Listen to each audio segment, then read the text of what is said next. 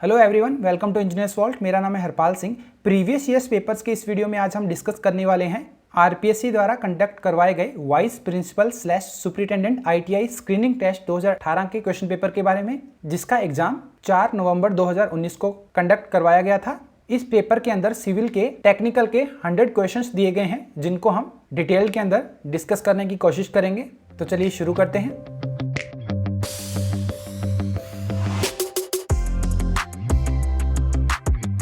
देखिए, ये वाला क्वेश्चन पेपर हम डिस्कस करने वाले हैं, जिसके अंदर टोटल 100 क्वेश्चंस दिए गए हैं। 2 घंटे का टाइम पीरियड हमें दिया गया था सॉल्व करने के लिए, और हर एक क्वेश्चन 1 मार्क का क्वेश्चन था विद 1/3 नेगेटिव मार्किंग। चलिए शुरू करते हैं क्वेश्चन नंबर 1 से।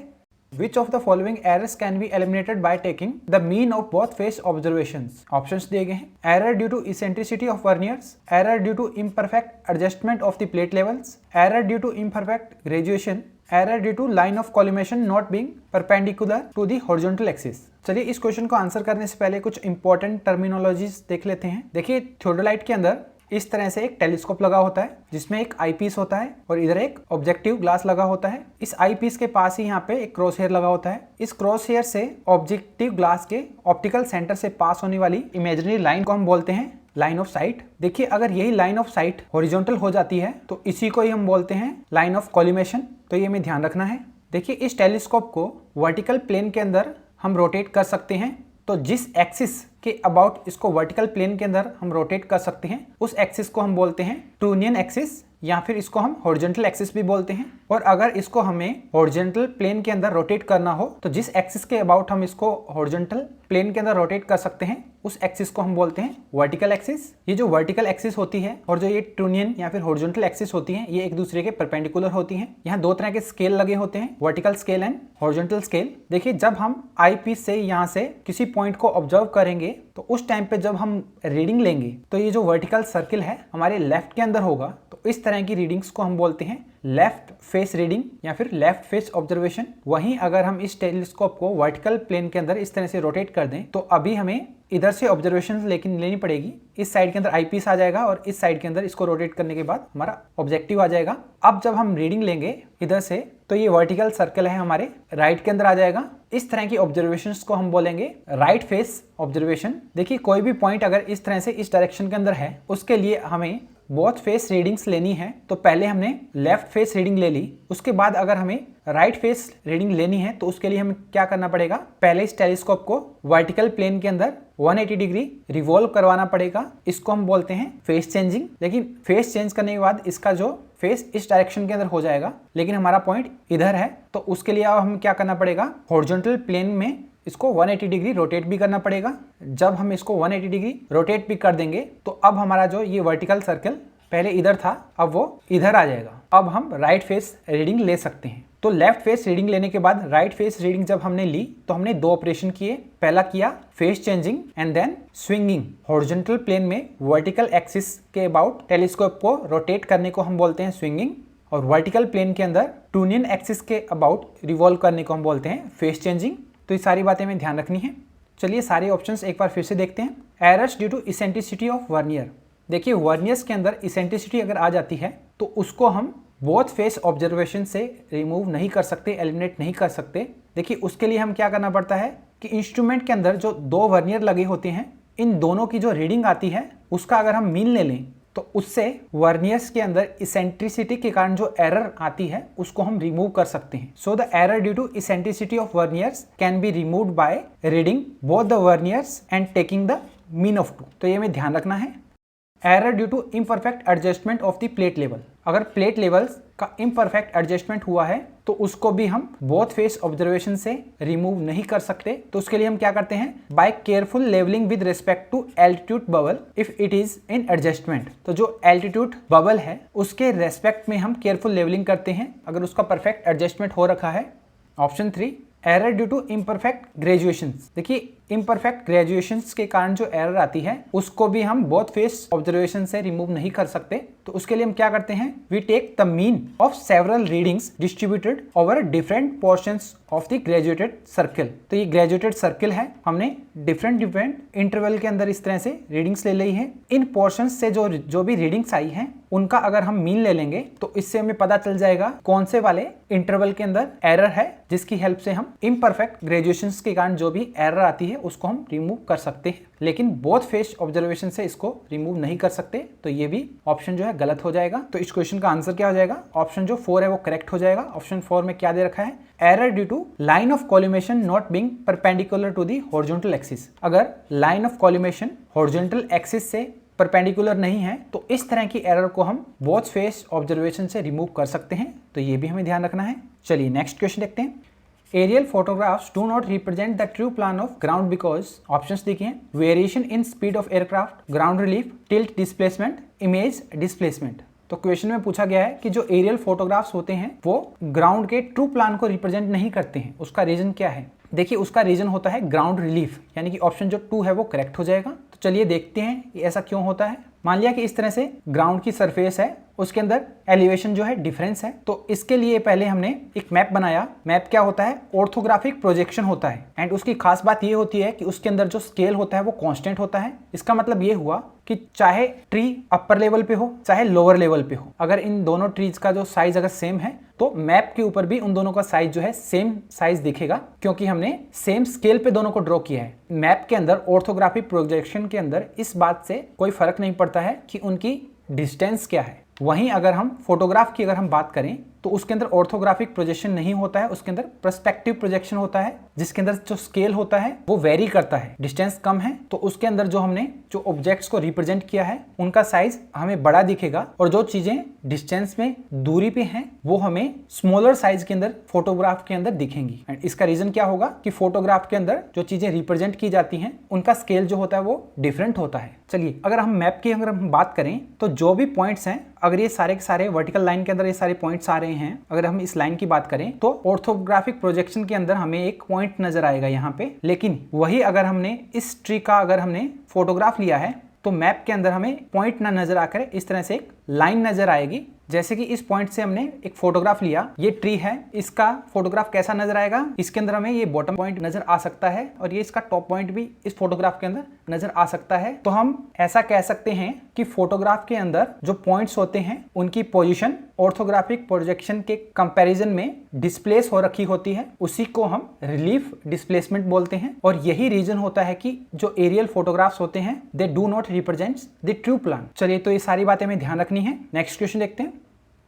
True bearing of a line is 10 degree and the magnetic declination is 1 degree west. Its magnetic bearing is, options दिए गए हैं 20 डिग्री, 11 डिग्री, 9 डिग्री या फिर 1 डिग्री। क्वेश्चन के अंदर हमें ट्रू बियरिंग की वैल्यू दे रखी है 10 डिग्री। तो यहाँ पे अगर ट्रू नॉर्थ है और यहाँ पे लाइन है तो इन दोनों के बीच का जो एंगल कितना हो जाएगा, 10 डिग्री। क्वेश्चन के अंदर हमें मैग्नेटिक डिक्लिनेशन दे रखा है 1 डिग्री वेस्ट। मैग्नेटिक डिक्लिनेशन क्या होता है, ट्रू नॉर्थ और जो मैग्नेटिक नॉर्थ के बीच का जो एंगल होता है वही मैग्नेटिक डिक्लिनेशन होता है। हमें दे रखा है मैग्नेटिक डिक्लिनेशन 1 डिग्री वेस्ट। तो मैग्नेटिक बियरिंग क्या हो जाएगी, जो मैग्नेटिक नॉर्थ से जो लाइन एंगल बना रही है वही हमारी मैग्नेटिक बियरिंग होगी। तो मैग्नेटिक बियरिंग कितनी हो जाएगी, 10 + 1 डिग्री, यानी कि ऑप्शन जो 2 है वो करेक्ट हो जाएगा। चलिए इसी को अगर हमें फॉर्मूले से निकालना हो तो देखते हैं कैसे होगा। देखिए ट्रू बियरिंग होती है वो होती है magnetic bearing plus minus magnetic declination. True bearing की वैल्यू हमें दे रखी है 10 डिग्री, मैग्नेटिक बियरिंग की वैल्यू हमें निकालनी है, मैग्नेटिक डिक्लिनेशन की वैल्यू हमें दे रखी है 1 डिग्री वेस्ट। अगर वेस्ट होता है तो हम उसको लिखते हैं माइनस, अगर ईस्ट दिया हो मैग्नेटिक डिक्लिनेशन ईस्ट के अंदर हो तो उसको हम लिखते हैं पॉजिटिव। चलिए तो इसको अगर हम सॉल्व करेंगे तो हमारे पास मैग्नेटिक बियरिंग की वैल्यू क्या निकल के आ जाएगी, 11 डिग्री, यानी कि ऑप्शन जो बी है वो करेक्ट हो जाएगा। चलिए नेक्स्ट क्वेश्चन देखते हैं। The area of square plot of land was found to be 204.5 meter square. According to the scale mentioned in plan, it was also mentioned that the 20-meter chain used for measurement for plotting was 0.015 meter too long. The actual area of the plot of land is, options दिए गए हैं 204.2 meter square, 204.34 meter square, 204.65 meter square या फिर 204.8 meter square।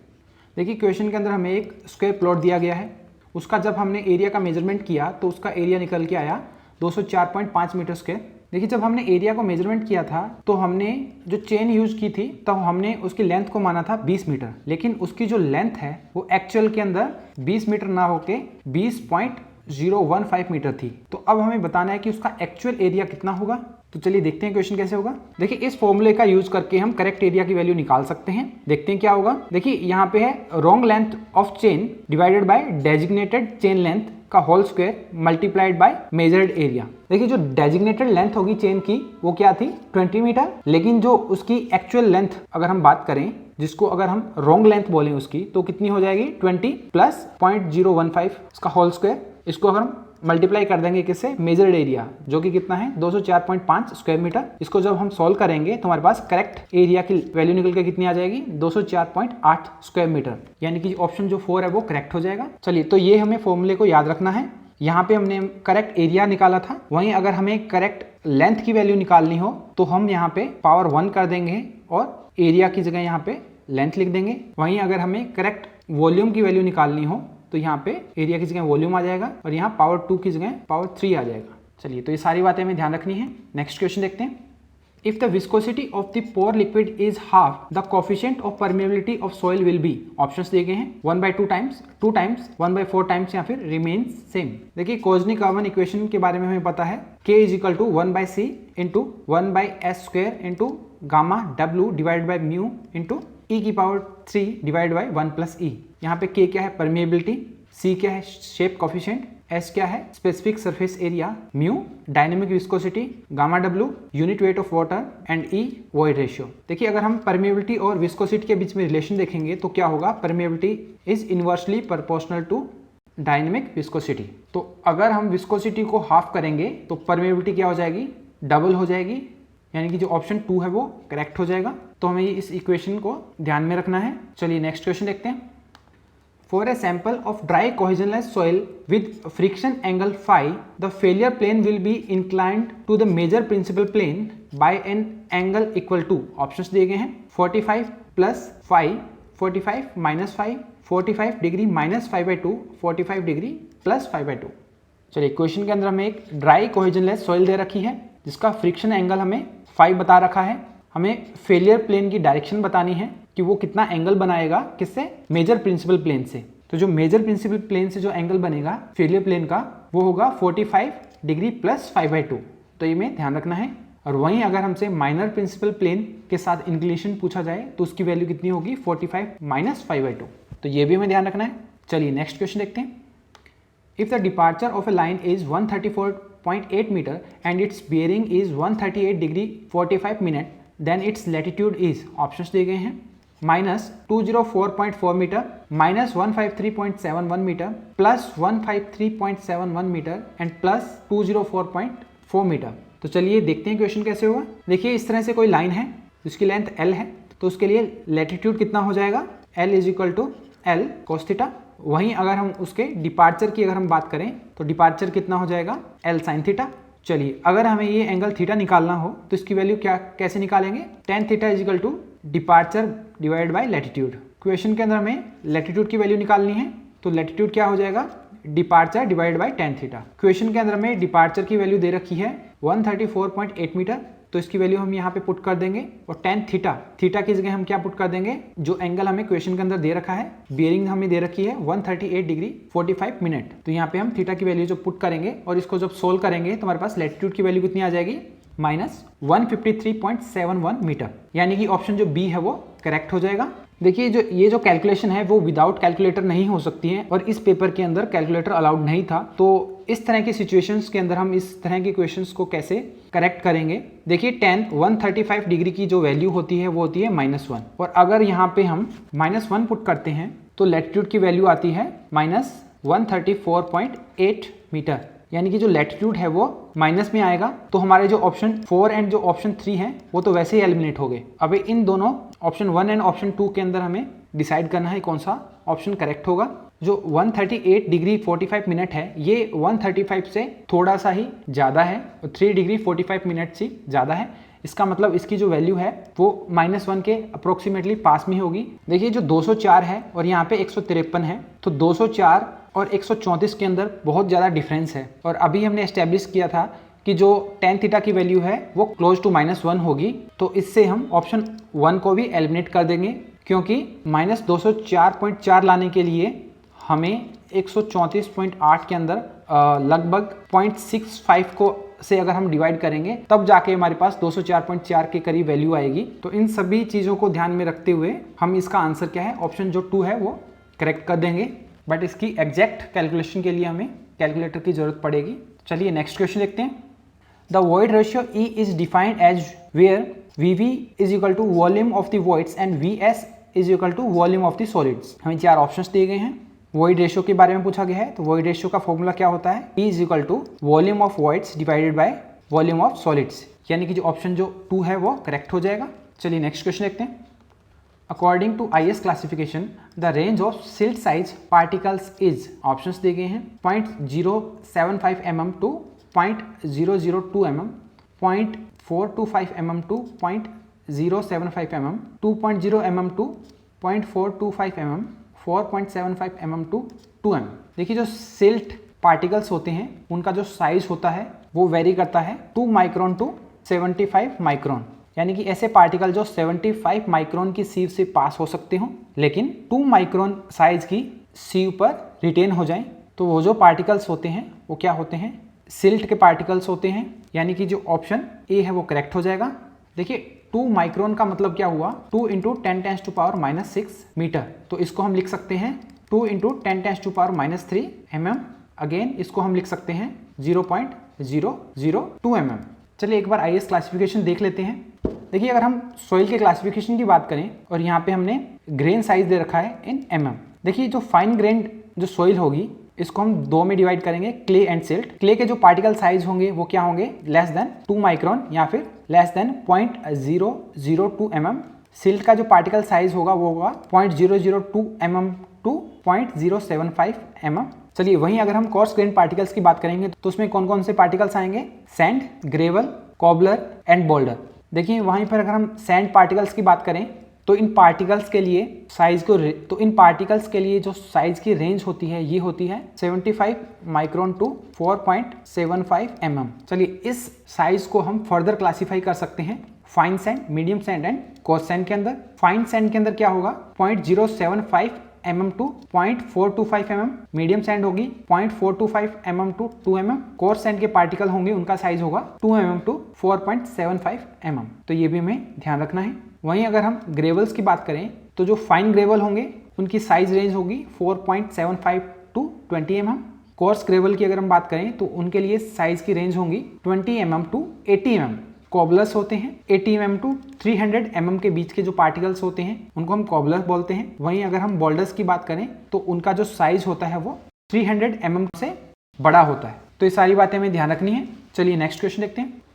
तरजागीज one dimensional consolidation theory assumes that, चलिए options देखते हैं। Unique relationship between the void ratio and effective stress is independent of time.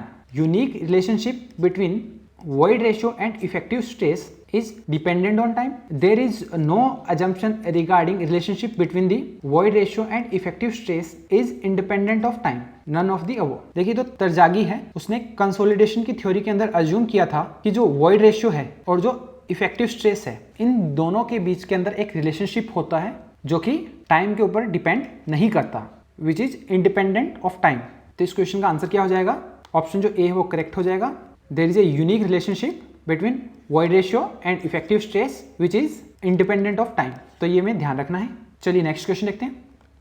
Laboratory vane shear test can also be use to determine, options दिए गए हैं। Shear parameter of silty sand, shear parameter of sandy clay, liquid limit of silty clay, plastic limit of clay silt. देखिए जो when shear test होता है इसका use किया जाता है शेयर पैरामीटर को डिटरमाइन करने के लिए फॉर कोहेजिव सॉइल के अंदर। ऑप्शन 3 एंड 4 तो वैसे भी गलत हो जाएंगे। यहाँ पे दिया गया है सिल्टी सैंड, तो इसके अंदर सैंड का जो कंटेंट है वो काफी ज्यादा है एज कम्पेयर टू सिल्ट, और यहाँ पे दे रखा है सिल्टी क्ले, तो ये एक्चुअली में क्ले है जिसके अंदर कुछ पार्ट क्या है, सैंड है। तो इस क्वेश्चन का आंसर क्या हो जाएगा, ऑप्शन जो 2 है वो करेक्ट हो जाएगा। Share parameter of sandy clay को डिटरमाइन करने के लिए हम वेन शेयर टेस्ट को परफॉर्म करते हैं। चलिए इसके साथ साथ हमें इसके जो 2 फॉर्मूले हैं उनको भी ध्यान में रखना है।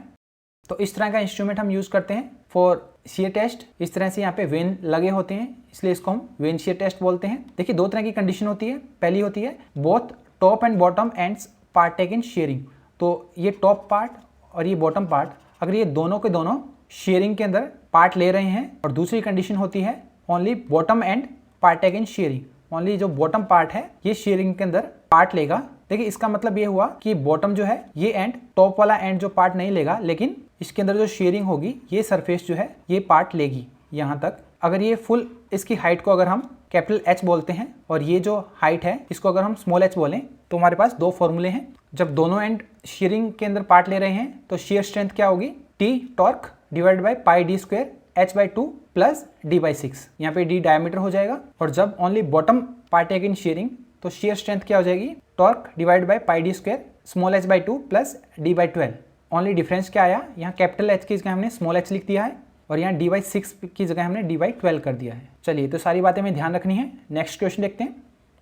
इन a compaction test if the compacting effort is increase it will result in, options दिए गए हैं, increase in maximum dry density and OMC, increase in maximum dry density but OMC remains unchanged, increase in maximum dry density and decrease in OMC, no change in dry density but decrease in OMC। चलिए देखते हैं question कैसे होगा।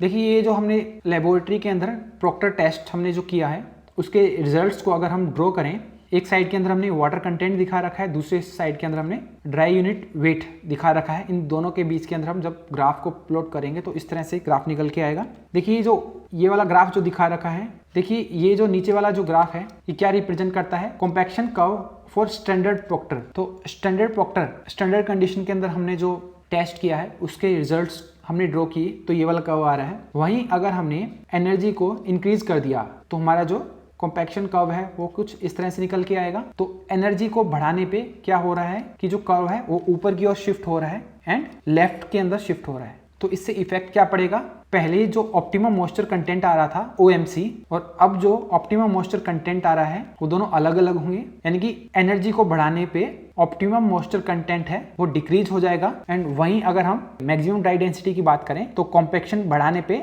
Maximum dry density जो है वो increase हो जाएगी। तो मैक्सिमम ड्राई डेंसिटी इंक्रीज हो रही है और ऑप्टिमम मॉइस्चर कंटेंट जो है वो डिक्रीज हो रहा है अगर हम कॉम्पैक्शन के अंदर हायर एनर्जी का यूज करेंगे। चलिए तो ये हमें ध्यान रखना है। तो हमने क्या किया था, कॉम्पैक्टिंग एफर्ट को हमने इंक्रीज किया था, यानी कि हमने ज्यादा एनर्जी प्रोवाइड की है। तो क्या हो जाएगा, मैक्सिमम ड्राई डेंसिटी है वो इंक्रीज हो जाएगी और जो ऑप्टिमम मॉइस्चर कंटेंट है वो डिक्रीज हो जाएगा। चलिए नेक्स्ट क्वेश्चन देखते हैं।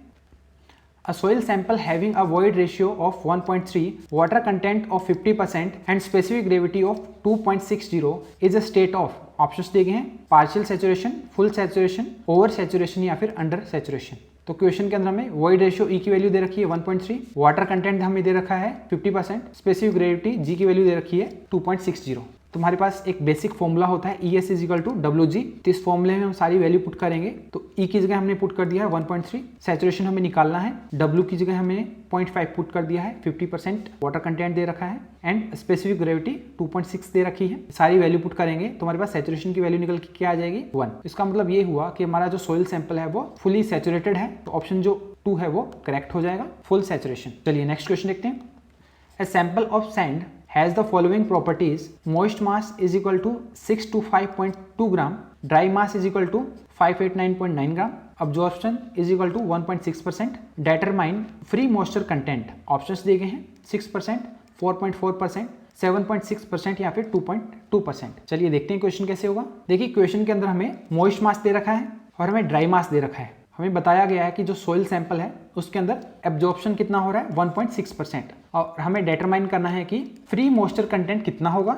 चलिए देखते हैं क्वेश्चन कैसे होगा। टोटल मॉइस्चर कंटेंट की अगर हम बात करें तो वो कितना होगा, जो मॉइस्ट सैंपल दे रखा है उसका मास, अगर उसमें से हम ड्राई मास को हम माइनस कर दें तो हमारे पास टोटल वेट आ जाएगा मॉइस्चर का, वाटर का। अगर उसको हम ड्राई मास से डिवाइड करके 100 से मल्टीप्लाई कर देंगे तो हमारे पास परसेंटेज मॉइस्चर कंटेंट आ जाएगा। तो सारी वैल्यूज हमने यहाँ पे पुट कर दी है। तो हमारे पास जो मॉइस्चर कंटेंट है उसकी वैल्यू निकल के आई है अप्रोक्सीमेटली 6%।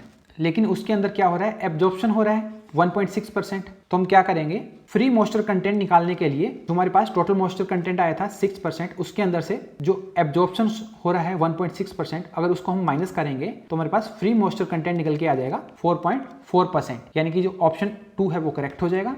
चलिए नेक्स्ट क्वेश्चन देखते हैं। The relationship between bending moment m, flexural rigidity EI and radius of curvature r is given by, options दिए गए हैं। EI is equal to mr, EI is equal to 1 upon mr, EI is equal to m by r, EI is equal to r by m। देखिए जो flexural formula होता है क्या होता है, m by i is equal to f by y is equal to e by r। तो इसको हम क्या लिख सकते हैं, e into i is equal to m into r, यानी कि ऑप्शन जो 1 है वो करेक्ट हो जाएगा। तो ये फ्लेक्सुरल फॉर्मूला है जो हमें ध्यान रखना है। चलिए नेक्स्ट क्वेश्चन देखते हैं। Prismatic cantilever beam of length L carries a uniformly distributed load through out its length if at the free end of the beam vertical deflection is 18 mm and slope of the deflection curve is 0.02 radian, the length of beam is, options दिए गए हैं 0.8 metre, 1 metre, 1.2 metre या फिर 1.5 metre. चलिए diagram की मदद से समझते हैं। देखिए कैंटिलीवर बीम दे रखा है, लेंथ L दे रखी है एंड हमने मान लिया कि उसके ऊपर W जो है यूनिट का यूडीएल लग रहा है पर मीटर लेंथ। देखिए इस लोडिंग की वजह से इसका इस तरह से डिफ्लेक्शन होगा एंड इस फ्री एंड के ऊपर अगर डिफ्लेक्शन को अगर हम डेल्टा बोलें तो इसकी वैल्यू हमें क्वेश्चन के अंदर दे रखी है 18 mm एंड इसी एंड के ऊपर हमें स्लोप की वैल्यू दे रखी है 0.02 रेडियन। तो हमें क्वेश्चन के अंदर लेंथ पूछी गई है बीम की कि उसकी लेंथ कितनी होगी। चलिए देखते हैं। देखिए कैंटिलीवर बीम के लिए अगर हम डिफ्लेक्शन डेल्टा की अगर हम बात करें तो उसका फॉर्मूला होता है WL⁴ डिवाइड बाई ATI, और वहीं अगर हम स्लोप थीटा की अगर हम बात करें तो फ्री एंड पे स्लोप कितना होता है WL⁴ डिवाइड बाई 6EI। देखिए अगर हम डिफ्लेक्शन को और स्लोप को अगर हम डिवाइड करें तो हमारे पास क्या निकल के आएगा, डिफ्लेक्शन हमें दे रखा है क्वेश्चन के अंदर 18 mm, जिसको हमने मीटर के अंदर कन्वर्ट करके लिख दिया है 0.018 मीटर डिवाइड बाई स्लोप हमें दे रखा है 0.02 रेडियन। चलिए इन दोनों को जब हम डिवाइड करेंगे तो हमारे पास W से W कट हो जाएगा, L/4 है, यहाँ पे L/3 है तो यहाँ पे L आ जाएगा, EI से EI कट हो जाएगा तो यहाँ पे क्या आ जाएगा 6L/8, या फिर इसको हम लिख सकते हैं 3L/4। तो इसको जब हम सॉल्व करेंगे तो हमारे पास L की वैल्यू क्या निकल के आ जाएगी 1.2 मीटर, यानी कि जो ऑप्शन 3 है वो करेक्ट हो जाएगा। 1.2 मीटर होगी इस कैंटिलीवर बीम की लेंथ। चलिए नेक्स्ट क्वेश्चन देखते हैं। The group efficiency of A pile group for closely spaced piles, options दिए गए हैं। Will always be less then 100%, will always be more than 100%, often greater than 100% for cohesionless soils, often greater than 100% for cohesive soils। देखिए हमें group efficiency बतानी है नीटा G for pile group जो कि closely spaced pile हैं, यानी कि उनके अंदर जो स्पेसिंग है पाइल्स के अंदर वो कम है। तो इस तरह की पाइल्स के अंदर उनकी जो ग्रुप एफिशिएंसी होगी वो कितनी होगी। चलिए फिर से ऑप्शंस देखते हैं। Will be always less than 100%, तो ये ऑप्शन जो है गलत है क्योंकि कुछ केसेस के अंदर एफिशिएंसी जो है ग्रुप एफिशिएंसी वो 100% से ज़्यादा भी हो सकती है। Will always be more than 100%, तो ये भी गलत है, कुछ के अंदर कम होगी और कुछ केसेस में ज़्यादा होगी। ऑप्शन 3 दिया गया है often greater than 100% for cohesionless soils, तो ये ऑप्शन जो 3 है वो करेक्ट है। देखिए जो कोहेजनलेस सॉइल होती है उसके लिए ज़्यादातर जो ग्रुप एफिशिएंसी होती है पाइल ग्रुप की वो ग्रेटर देन 100% होती है for closely spaced pile, and option 4 दे रखा है greater than 100% for cohesive soils, तो ये गलत है। कोहेजिव सॉइल्स के लिए जो है ये ग्रुप एफिशिएंसी 100% से कम होती है, तो ये भी हमें ध्यान रखना है। तो इस क्वेश्चन का आंसर क्या हो जाएगा, ऑप्शन जो 3 है वो करेक्ट हो जाएगा। कोहेजनलेस सॉइल्स के लिए ग्रुप एफिशिएंसी जो होती है for pile group which are closely spaced is often greater than 100%। देखिए कई बार इसका रीजन भी पूछ लिया जाता है कि ये एफिशिएंसी 100% से ज़्यादा क्यों होती है। तो देखिए कोई भी कोहेजनलेस सॉइल है जिसकी जो डेंसिटी है वो मीडियम डेंस सॉइल है या फिर लूज सॉइल है, अगर उसके अंदर हम पाइल्स को पास क्लोजली अगर हम ड्राइव करेंगे तो उससे क्या है वाइब्रेशन जनरेट होंगे, जिसकी वजह से जो लूज सॉइल है जो मीडियम डेंस सॉइल है उसकी डेंसिटी और ज़्यादा बढ़ जाएगी। अगर सॉइल की डेंसिटी बढ़ जाएगी तो जो ग्रुप एफिशिएंसी होगी सभी पाइल ग्रुप की वो 100% से भी ज़्यादा हो जाएगी, क्योंकि जो पहले सॉइल थी और जो अब जो सॉइल है हमारे पास उनकी जो डेंसिटी है वो डिफरेंट हो गई है ड्यू टू वाइब्रेशन, तो ये भी हमें ध्यान रखना है। चलिए नेक्स्ट क्वेश्चन देखते हैं। Which of the following methods is not used for finding slopes and deflections in a statically determinate beam? Options दिए गए हैं dummy load method, 3 moment equation method, moment area method या फिर कॉन्जुगेट बीम मेथड। तो statically determinate beams के अंदर अगर हमें स्लोप या फिर डिफ्लेक्शन फाइंड करना है तो इन चारों दिए गए ऑप्शंस में से कौन सा ऐसा मेथड है जिसको हम यूज नहीं कर सकते फॉर स्टैटिकली डिटरमिनेट बीम्स। तो डमी लोड मेथड है, इसको हम यूज कर सकते हैं। 3 मोमेंट इक्वेशन मेथड है, इसको हम यूज नहीं कर सकते। Moment area method and conjugate beam method, इसको भी हम यूज कर सकते हैं। तो इस क्वेश्चन का आंसर क्या हो जाएगा? तो ऑप्शन जो 2 है वो करेक्ट हो जाएगा। 3 मोमेंट इक्वेशन मेथड, देखिए इस मेथड को जनरली हम यूज करते हैं कंटिन्यूअस बीम्स के लिए जो कि स्टैटिकली इंडिटरमिनेट ही होते हैं। वहीं कई बार एग्जाम्स के अंदर हमें 3 मोमेंट इक्वेशंस के बारे में पूछ लिया जाता है, तो इसकी जो इक्वेशन है ये भी हमें ध्यान में रखनी है। अगर ये पॉइंट A है, ये B है और ये C है, यहाँ पे स्पान क्या हो जाएगा L1 और ये स्पान हो जाएगा L2। यहाँ पे इस पॉइंट पे जो मोमेंट आएगा MA, यहाँ पे जो मोमेंट आएगा MB और यहाँ पे जो मोमेंट आएगा वो आएगा MC। तो ये जो इक्वेशन है इसके अंदर EI जो है बीम का वो कांस्टेंट है, कोई भी स्पोर्ट्स के ऊपर सेटलमेंट नहीं हो रहा है और जनरल लोडिंग के केस के अंदर 3 मोमेंट इक्वेशन जो है ये इस मेथड की जो इक्वेशन हमें ध्यान रखनी है। चलिए नेक्स्ट क्वेश्चन देखते हैं। Short column fails primarily by, options दिए गए हैं बकलिंग और excessive lateral bending, crushing without buckling, buckling और crushing, combination of crushing and buckling. देखिए जो शॉर्ट कॉलम होते हैं वो क्रशिंग की वजह से फेल होते हैं विदाउट बकलिंग, उनके अंदर बकलिंग नहीं होती है, यानी कि ऑप्शन जो 2 है वो करेक्ट हो जाएगा। देखिए क्रशिंग और जो बकलिंग इन दोनों के कॉम्बिनेशन से जो बीम फेल होते हैं वो कौन से होते हैं? इंटरमीडिएट बीम्स होते हैं। बकलिंग की बात करें तो लॉन्ग कॉलम्स जो है उनके अंदर बकलिंग होती है, शॉर्ट कॉलम्स के अंदर क्रशिंग होती है, बकलिंग नहीं होती है। इंटरमीडिएट कॉलम्स जो होते हैं उनके अंदर क्रशिंग एंड बकलिंग, इन दोनों के कारण वो फेल होते हैं। तो ये सारी बातें हमें ध्यान रखनी है। तो इस क्वेश्चन का आंसर ऑप्शन 2। नेक्स्ट क्वेश्चन देखते हैं। Resilience of material is given by, options दिए गए हैं resultant stress on critical inclined planes, strain energy per unit volume of material, ratio of direct stress to volumetric strain, ratio of yield stress to factor of safety. चलिए पहले कुछ important चीजें हम देख लेते हैं। देखिए रेजिलियंस की अगर हम बात करें तो क्या होता है? Total energy stored in a body with in its elastic limit. तो इलास्टिक लिमिट से पहले कितनी भी एनर्जी अगर बॉडी के अंदर स्टोर हुई है ड्यू टू स्ट्रेनिंग तो उसको हम बोलते हैं रेजिलियंस। वहीं अगर हम प्रूफ रेजिलियंस की बात करें तो वो क्या होता है? Maximum strain energy stored in a body up to elastic limit. तो जो मैक्सिमम स्ट्रेन एनर्जी होगी या यूं कहें जो मैक्सिमम वैल्यू होगी किसकी? रेजिलियंस की, उसी को हम प्रूफ रेजिलियंस बोलेंगे। तो इसकी जो मैक्सिमम वैल्यू कहाँ तक हो सकती है? तो इलास्टिक लिमिट से पहले जो भी स्ट्रेन एनर्जी स्टोर हो रही है, जो भी एनर्जी स्टोर हो रही है किसी मेटेरियल के अंदर, किसी बॉडी के अंदर, तो उसको हमने रेजिलियंस बोल दिया था। लेकिन जब हम इलास्टिक लिमिट को रीच कर लेते हैं उस टाइम पे जो स्ट्रेन एनर्जी स्टोर हो रखी है किसी बॉडी के अंदर वो क्या होगी? वो मैक्सिमम स्ट्रेन एनर्जी होगी। अगर हम लोडिंग को हटा लें तो बॉडी जो है अपनी ओरिजिनल स्टेट के अंदर वापस आ जाएगी। तो इलास्टिक लिमिट पे जो हमें रेजिलियंस की वैल्यू मिलेगी उसको हम बोलते हैं प्रूफ रेजिलियंस। चलिए वहीं अगर हम मॉडुलस ऑफ रेजिलियंस की बात करें तो क्या होता है? Greatest amount of strain energy per unit volume that a material can absorb without exceeding इस इलास्टिक लिमिट। तो जो ग्रेटेस्ट अमाउंट होता है स्ट्रेन एनर्जी का, यानी कि maximum strain energy per unit volume जो किसी मटेरियल के अंदर स्टोर किया जा सकता है, या फिर यहाँ कहें वो जो मटेरियल है उसको एब्जॉर्ब कर सकता है विदाउट एक्सीडिंग इस इलास्टिक लिमिट, उसको हम बोलते हैं मॉडुलस ऑफ रेजिलियंस। या फिर इसको हम ऐसा भी बोल सकते हैं कि प्रूफ रेजिलियंस पर यूनिट वॉल्यूम जो होगा वही उसकी मॉडुलस ऑफ रेजिलियंस होगी, और जो रेजिलियंस की मैक्सिमम वैल्यू होगी वही प्रूफ रेजिलियंस होगा। चलिए अभी रेजिलियंस की वैल्यू हम निकालते कैसे हैं? देखिए हमने लोड एंड डिफ्लेक्शन का एक कर्व बनाया, उसका जो एरिया होगा वही रेजिलियंस को डिनोट करेगा, बट कंडीशन ये है कि इलास्टिक लिमिट को क्रॉस ना करे। तो अपने इस क्वेश्चन का आंसर क्या हो जाएगा? ऑप्शन जो 2 है वो करेक्ट हो जाएगा। Strain energy per unit volume of the material. वैसे तो इसको मॉडुलस ऑफ रेजिलियंस बोलते हैं, तो बाकी का कोई ऑप्शन जो मैच नहीं कर रहा है और यही ऑप्शन जो है वो क्लोज है अपने आंसर के, तो इसको हम करेक्ट कर देंगे। चलिए नेक्स्ट क्वेश्चन देखते हैं। Maximum bending moment in a beam occurs where, options दिए गए हैं shear force is maximum, shear force is minimum, shear force changes sign, deflection is 0। तो मैक्सिमम बेंडिंग मोमेंट कहाँ पे आता है? जहाँ पे shear force अपना साइन चेंज करता है, shear force changes sign, वहाँ पे बेंडिंग मोमेंट की जो वैल्यू होती है वो मैक्सिमम होती है। ऑप्शन जो 3 है वो करेक्ट हो जाएगा। चलिए नेक्स्ट क्वेश्चन देखते हैं। The horizontal thrust due to rise in temperature in a semicircular two-hinged arch of radius r is proportional। Options दिए गए हैं r, r square, 1/r या फिर 1/r square। तो horizontal thrust अगर इसको हम कैपिटल H से डिनोट करें, rise in temperature t, semicircular two-hinged arch हमें दे रखा है और उसकी रेडियस r दे रखी है। तो चलिए देखते हैं। two-hinged arch semicircular भी हो सकता है, पैराबोलिक भी हो सकता है।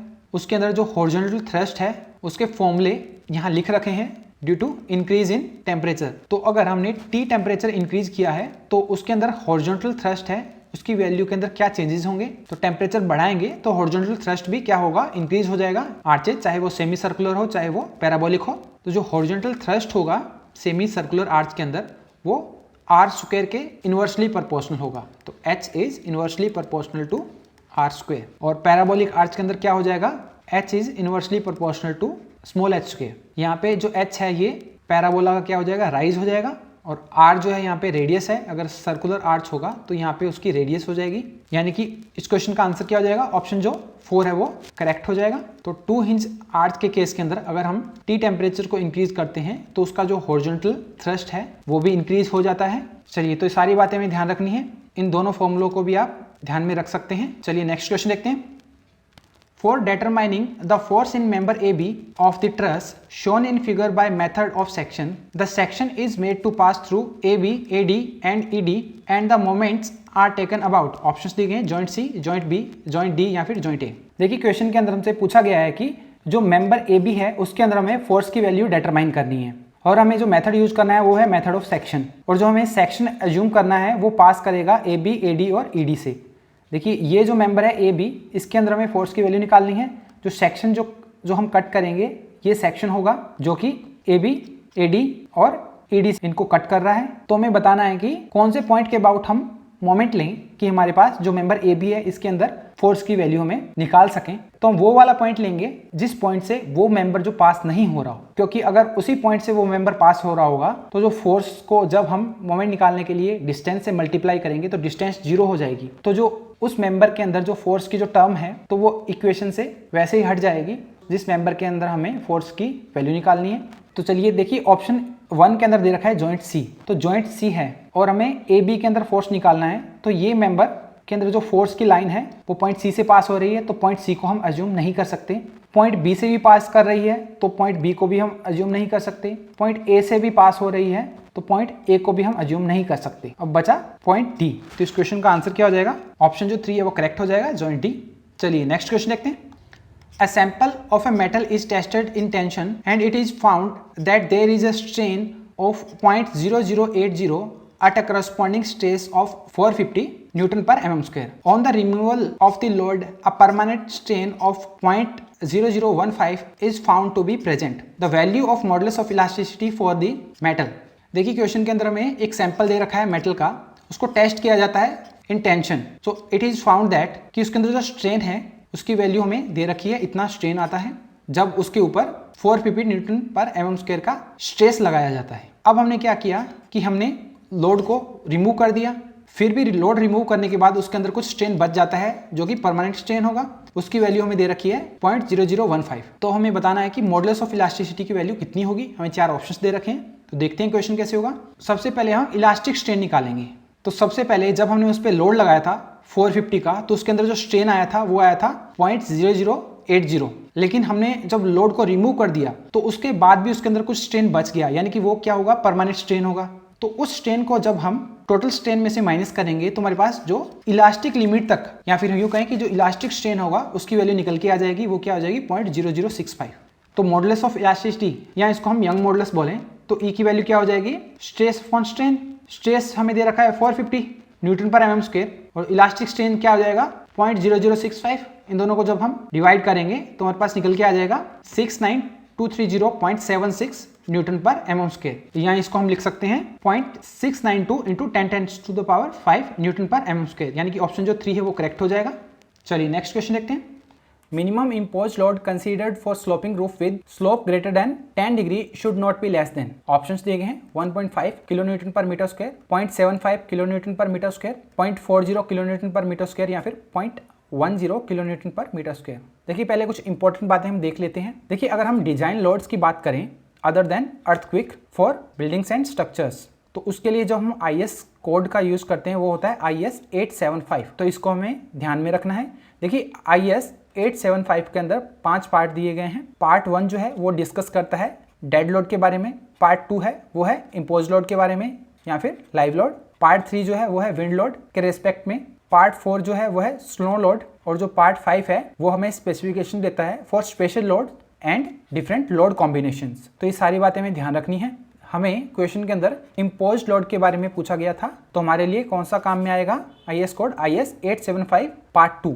देखिए इस कोड के अंदर एक टेबल दे रखी है, टेबल 2, जो कि हमें बताती है imposed load on various type of roofs. देखिए अगर फ्लैट रूफ है या फिर स्लोपिंग रूफ है या फिर कर्व्ड रूफ है, जिसके अंदर जो स्लोप है वो अप टू 10 डिग्री है, अप टू 10 डिग्री या उससे कम अगर स्लोप है, ऐसी कोई स्लोप रूफ है या फिर फ्लैट रूफ है या फिर कर्व्ड रूफ है, तो उन सभी के लिए अगर रूफ के अंदर एक्सेस प्रोवाइड कर रखी है तो जो इम्पोज्ड लोड की जो वैल्यू होती है वो रिकमेंडेड वैल्यू है 1.5 किलो न्यूटन पर मीटर स्क्वायर। तो ये हमें ध्यान रखना है। अगर हमने एक्सेस प्रोवाइड नहीं की है, एक्सेप्ट मेंटेनेंस के लिए एक्सेस प्रोवाइड की है, लेकिन इन जनरल हमने एक्सेस प्रोवाइड नहीं की है, तो इस तरह की रूफ के लिए जो इम्पोज्ड लोड की रिकमेंडेड वैल्यू है वो जो अभी हमने जो वैल्यू डिस्कस करी थी उसका हाफ हो जाएगा, यानी कि 0.75 किलो न्यूटन पर मीटर स्क्वायर हो जाएगी। तो ये दोनों इंपॉर्टेंट वैल्यू है, ये हमें याद रखनी है। देखिए अगर कोई स्लोपिंग रूफ है जिसके अंदर जो स्लोप है वो ग्रेटर देन 10 डिग्री है, ग्रेटर देन 10 डिग्री अगर स्लोप दिया गया है, तो उस कंडीशन के अंदर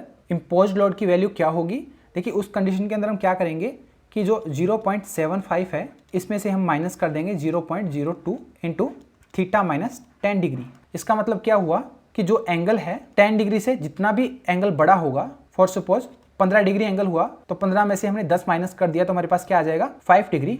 तो इफ 5 डिग्री को हम किससे मल्टीप्लाई करेंगे 0.02 से, और फिर उसको माइनस कर देंगे किससे 0.75 से। तो जो हमें वैल्यू निकल के आएगी वही इम्पोज्ड लोड की वैल्यू, रिकमेंडेड वैल्यू होगी फॉर स्लोपिंग रूफ, जिसमें जो स्लोप है वो ग्रेटर देन 10 डिग्री है। लेकिन जब हम 0.75 में से 0.02 multiply by theta minus 10 degree, तो इसको जब हम इसमें से माइनस करेंगे तो एक कंडीशन ऐसी आएगी कि इसकी वैल्यू जो है वो टोटल वैल्यू कम होती जाएगी। लेकिन IS कोड ने इसकी मिनिमम वैल्यू भी रिकमेंड कर रखी है कि इसकी जो मिनिमम वैल्यू है वो हो सकती है 0.4 किलो न्यूटन पर मीटर स्क्वायर, यानी इससे कम इम्पोज्ड लोड की वैल्यू नहीं होगी for slopes greater than 10 degree. तो ये भी कंडीशन हमें ध्यान रखनी है। देखिए कई बार क्वेश्चंस में पूछा जाता है कि अगर हम स्लोपिंग रूफ के अंदर स्लोप को इंक्रीज करेंगे तो उसके इम्पोज्ड लोड पे क्या इफेक्ट पड़ता है।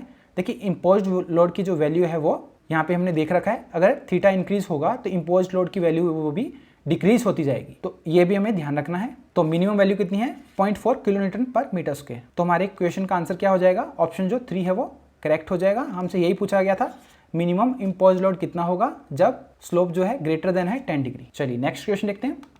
The vertical deflection of gantry girder of span L with manually operated cranes should not exceed, options दिए गए हैं L by 250, L by 500, L by 750, L by 1000। तो चलिए पहले IS रिकमेंडेशंस देख लेते हैं। देखिए गैंट्री गर्डर के अंदर अगर मैनुअली ऑपरेटेड क्रेन्स होती हैं तो जो वर्टिकल डिफ्लेक्शन की जो मैक्सिमम वैल्यू होती है वो होती है स्पान डिवाइडेड बाई 500। वहीं अगर मैनुअली ऑपरेटेड ना होके इलेक्ट्रिक ऑपरेशन होता है अप टू 50 टन, तो जो वर्टिकल डिफ्लेक्शन की वैल्यू है वो पहले की वैल्यू से कम हो जाएगी। तो कितनी हो जाएगी स्पान डिवाइडेड बाई 750। वहीं अगर इलेक्ट्रिक ऑपरेशन के अंदर लोड की वैल्यू 50 टन से ज़्यादा हो जाती है तो उस कंडीशन के अंदर वर्टिकल डिफ्लेक्शन जो है उसकी जो लिमिटिंग वैल्यू, उसकी जो मैक्सिमम वैल्यू है वो और कम हो जाएगी। कितनी हो जाएगी स्पान डिवाइडेड बाई 1000। तो ये सारी वैल्यू हमें ध्यान रखनी है। क्वेश्चन के अंदर हमें मैनुअली ऑपरेटेड क्रेन्स के बारे में पूछा गया था, इसका आंसर क्या हो जाएगा स्पान डिवाइडेड बाई 500, यानी कि ऑप्शन जो 2 है वो करेक्ट हो जाएगा। चलिए नेक्स्ट क्वेश्चन देखते हैं।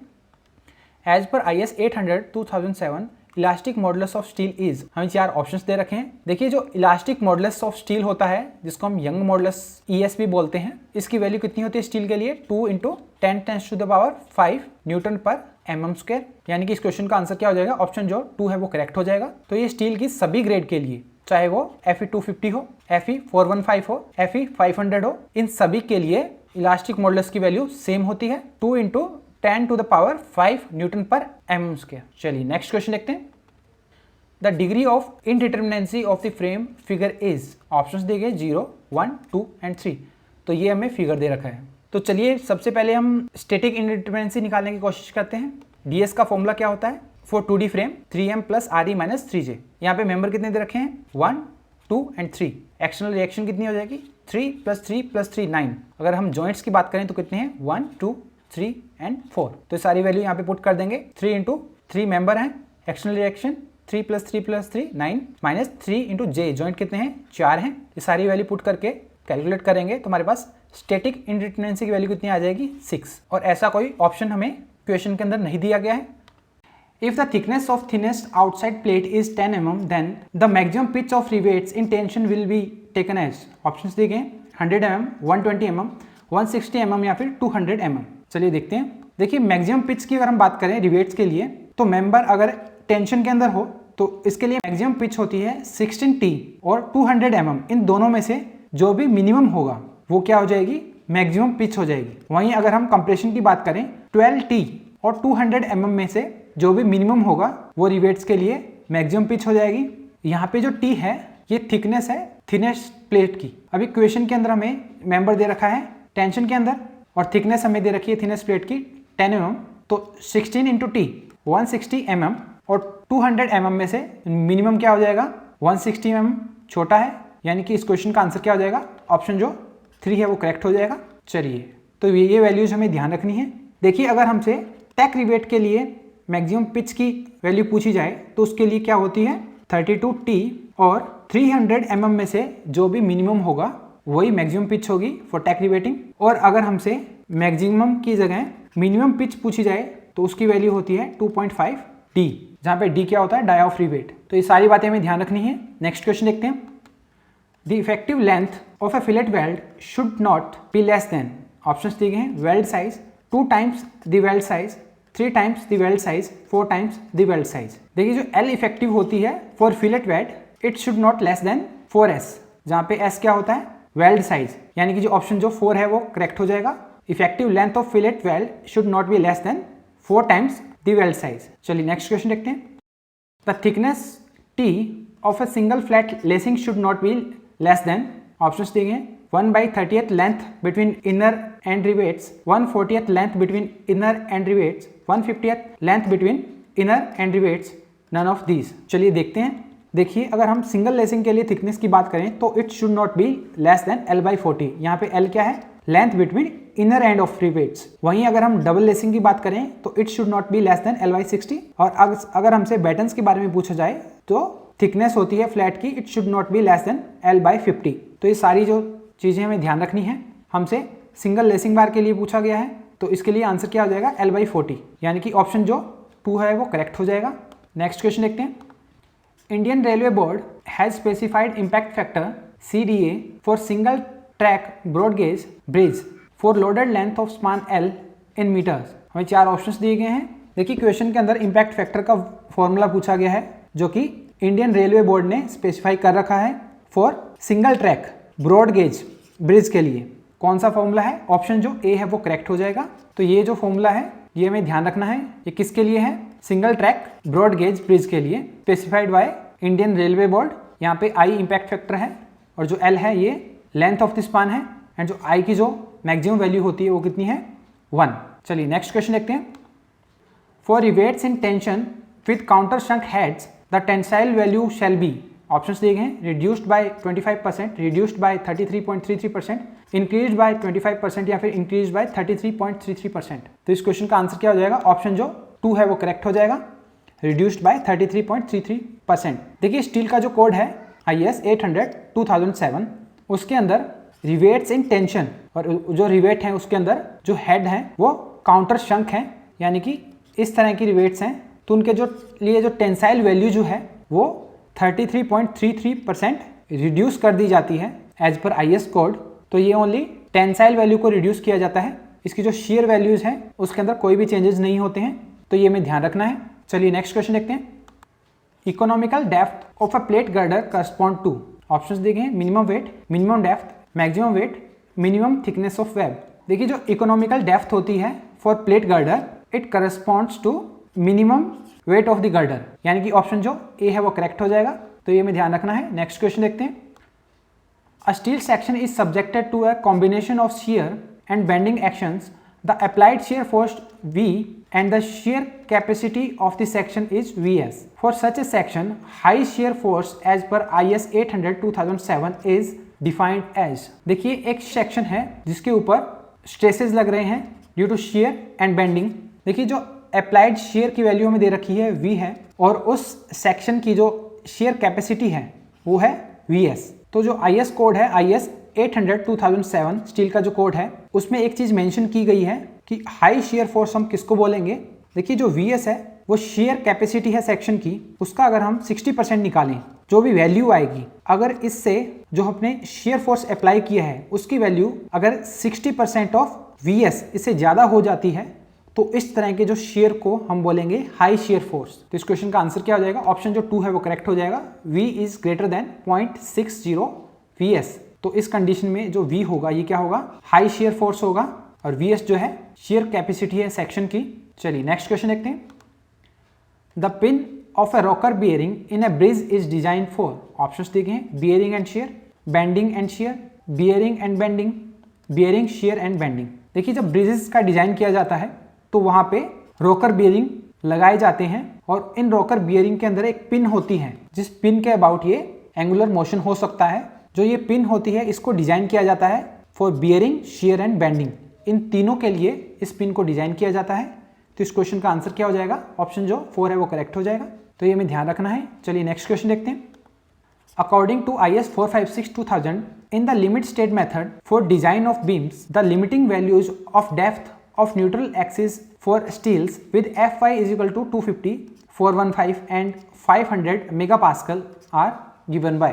देखिए लिमिट स्टेट के अंदर बीम्स का जब डिजाइन किया जाता है तो न्यूट्रल एक्सिस की जो डेप्थ होती है उसकी जो लिमिटिंग वैल्यू होती है वो कितनी होती है? वो Fy 250 के लिए 0.53 D होती है, Fe 215 के लिए 0.48 D होती है, और Fe 500 के लिए 0.46 D होती है। यहाँ पे D क्या है? इफेक्टिव डेप्थ है बीम की, यानी कि ऑप्शन जो 4 है वो करेक्ट हो जाएगा। तो ये हमें ध्यान रखना है। चलिए नेक्स्ट क्वेश्चन देखते हैं। In the limit state design of flexure IS 456-2000 assumes that maximum strain in tension reinforcement in this section at failure shall not be less than। 4 options दिए गए हैं।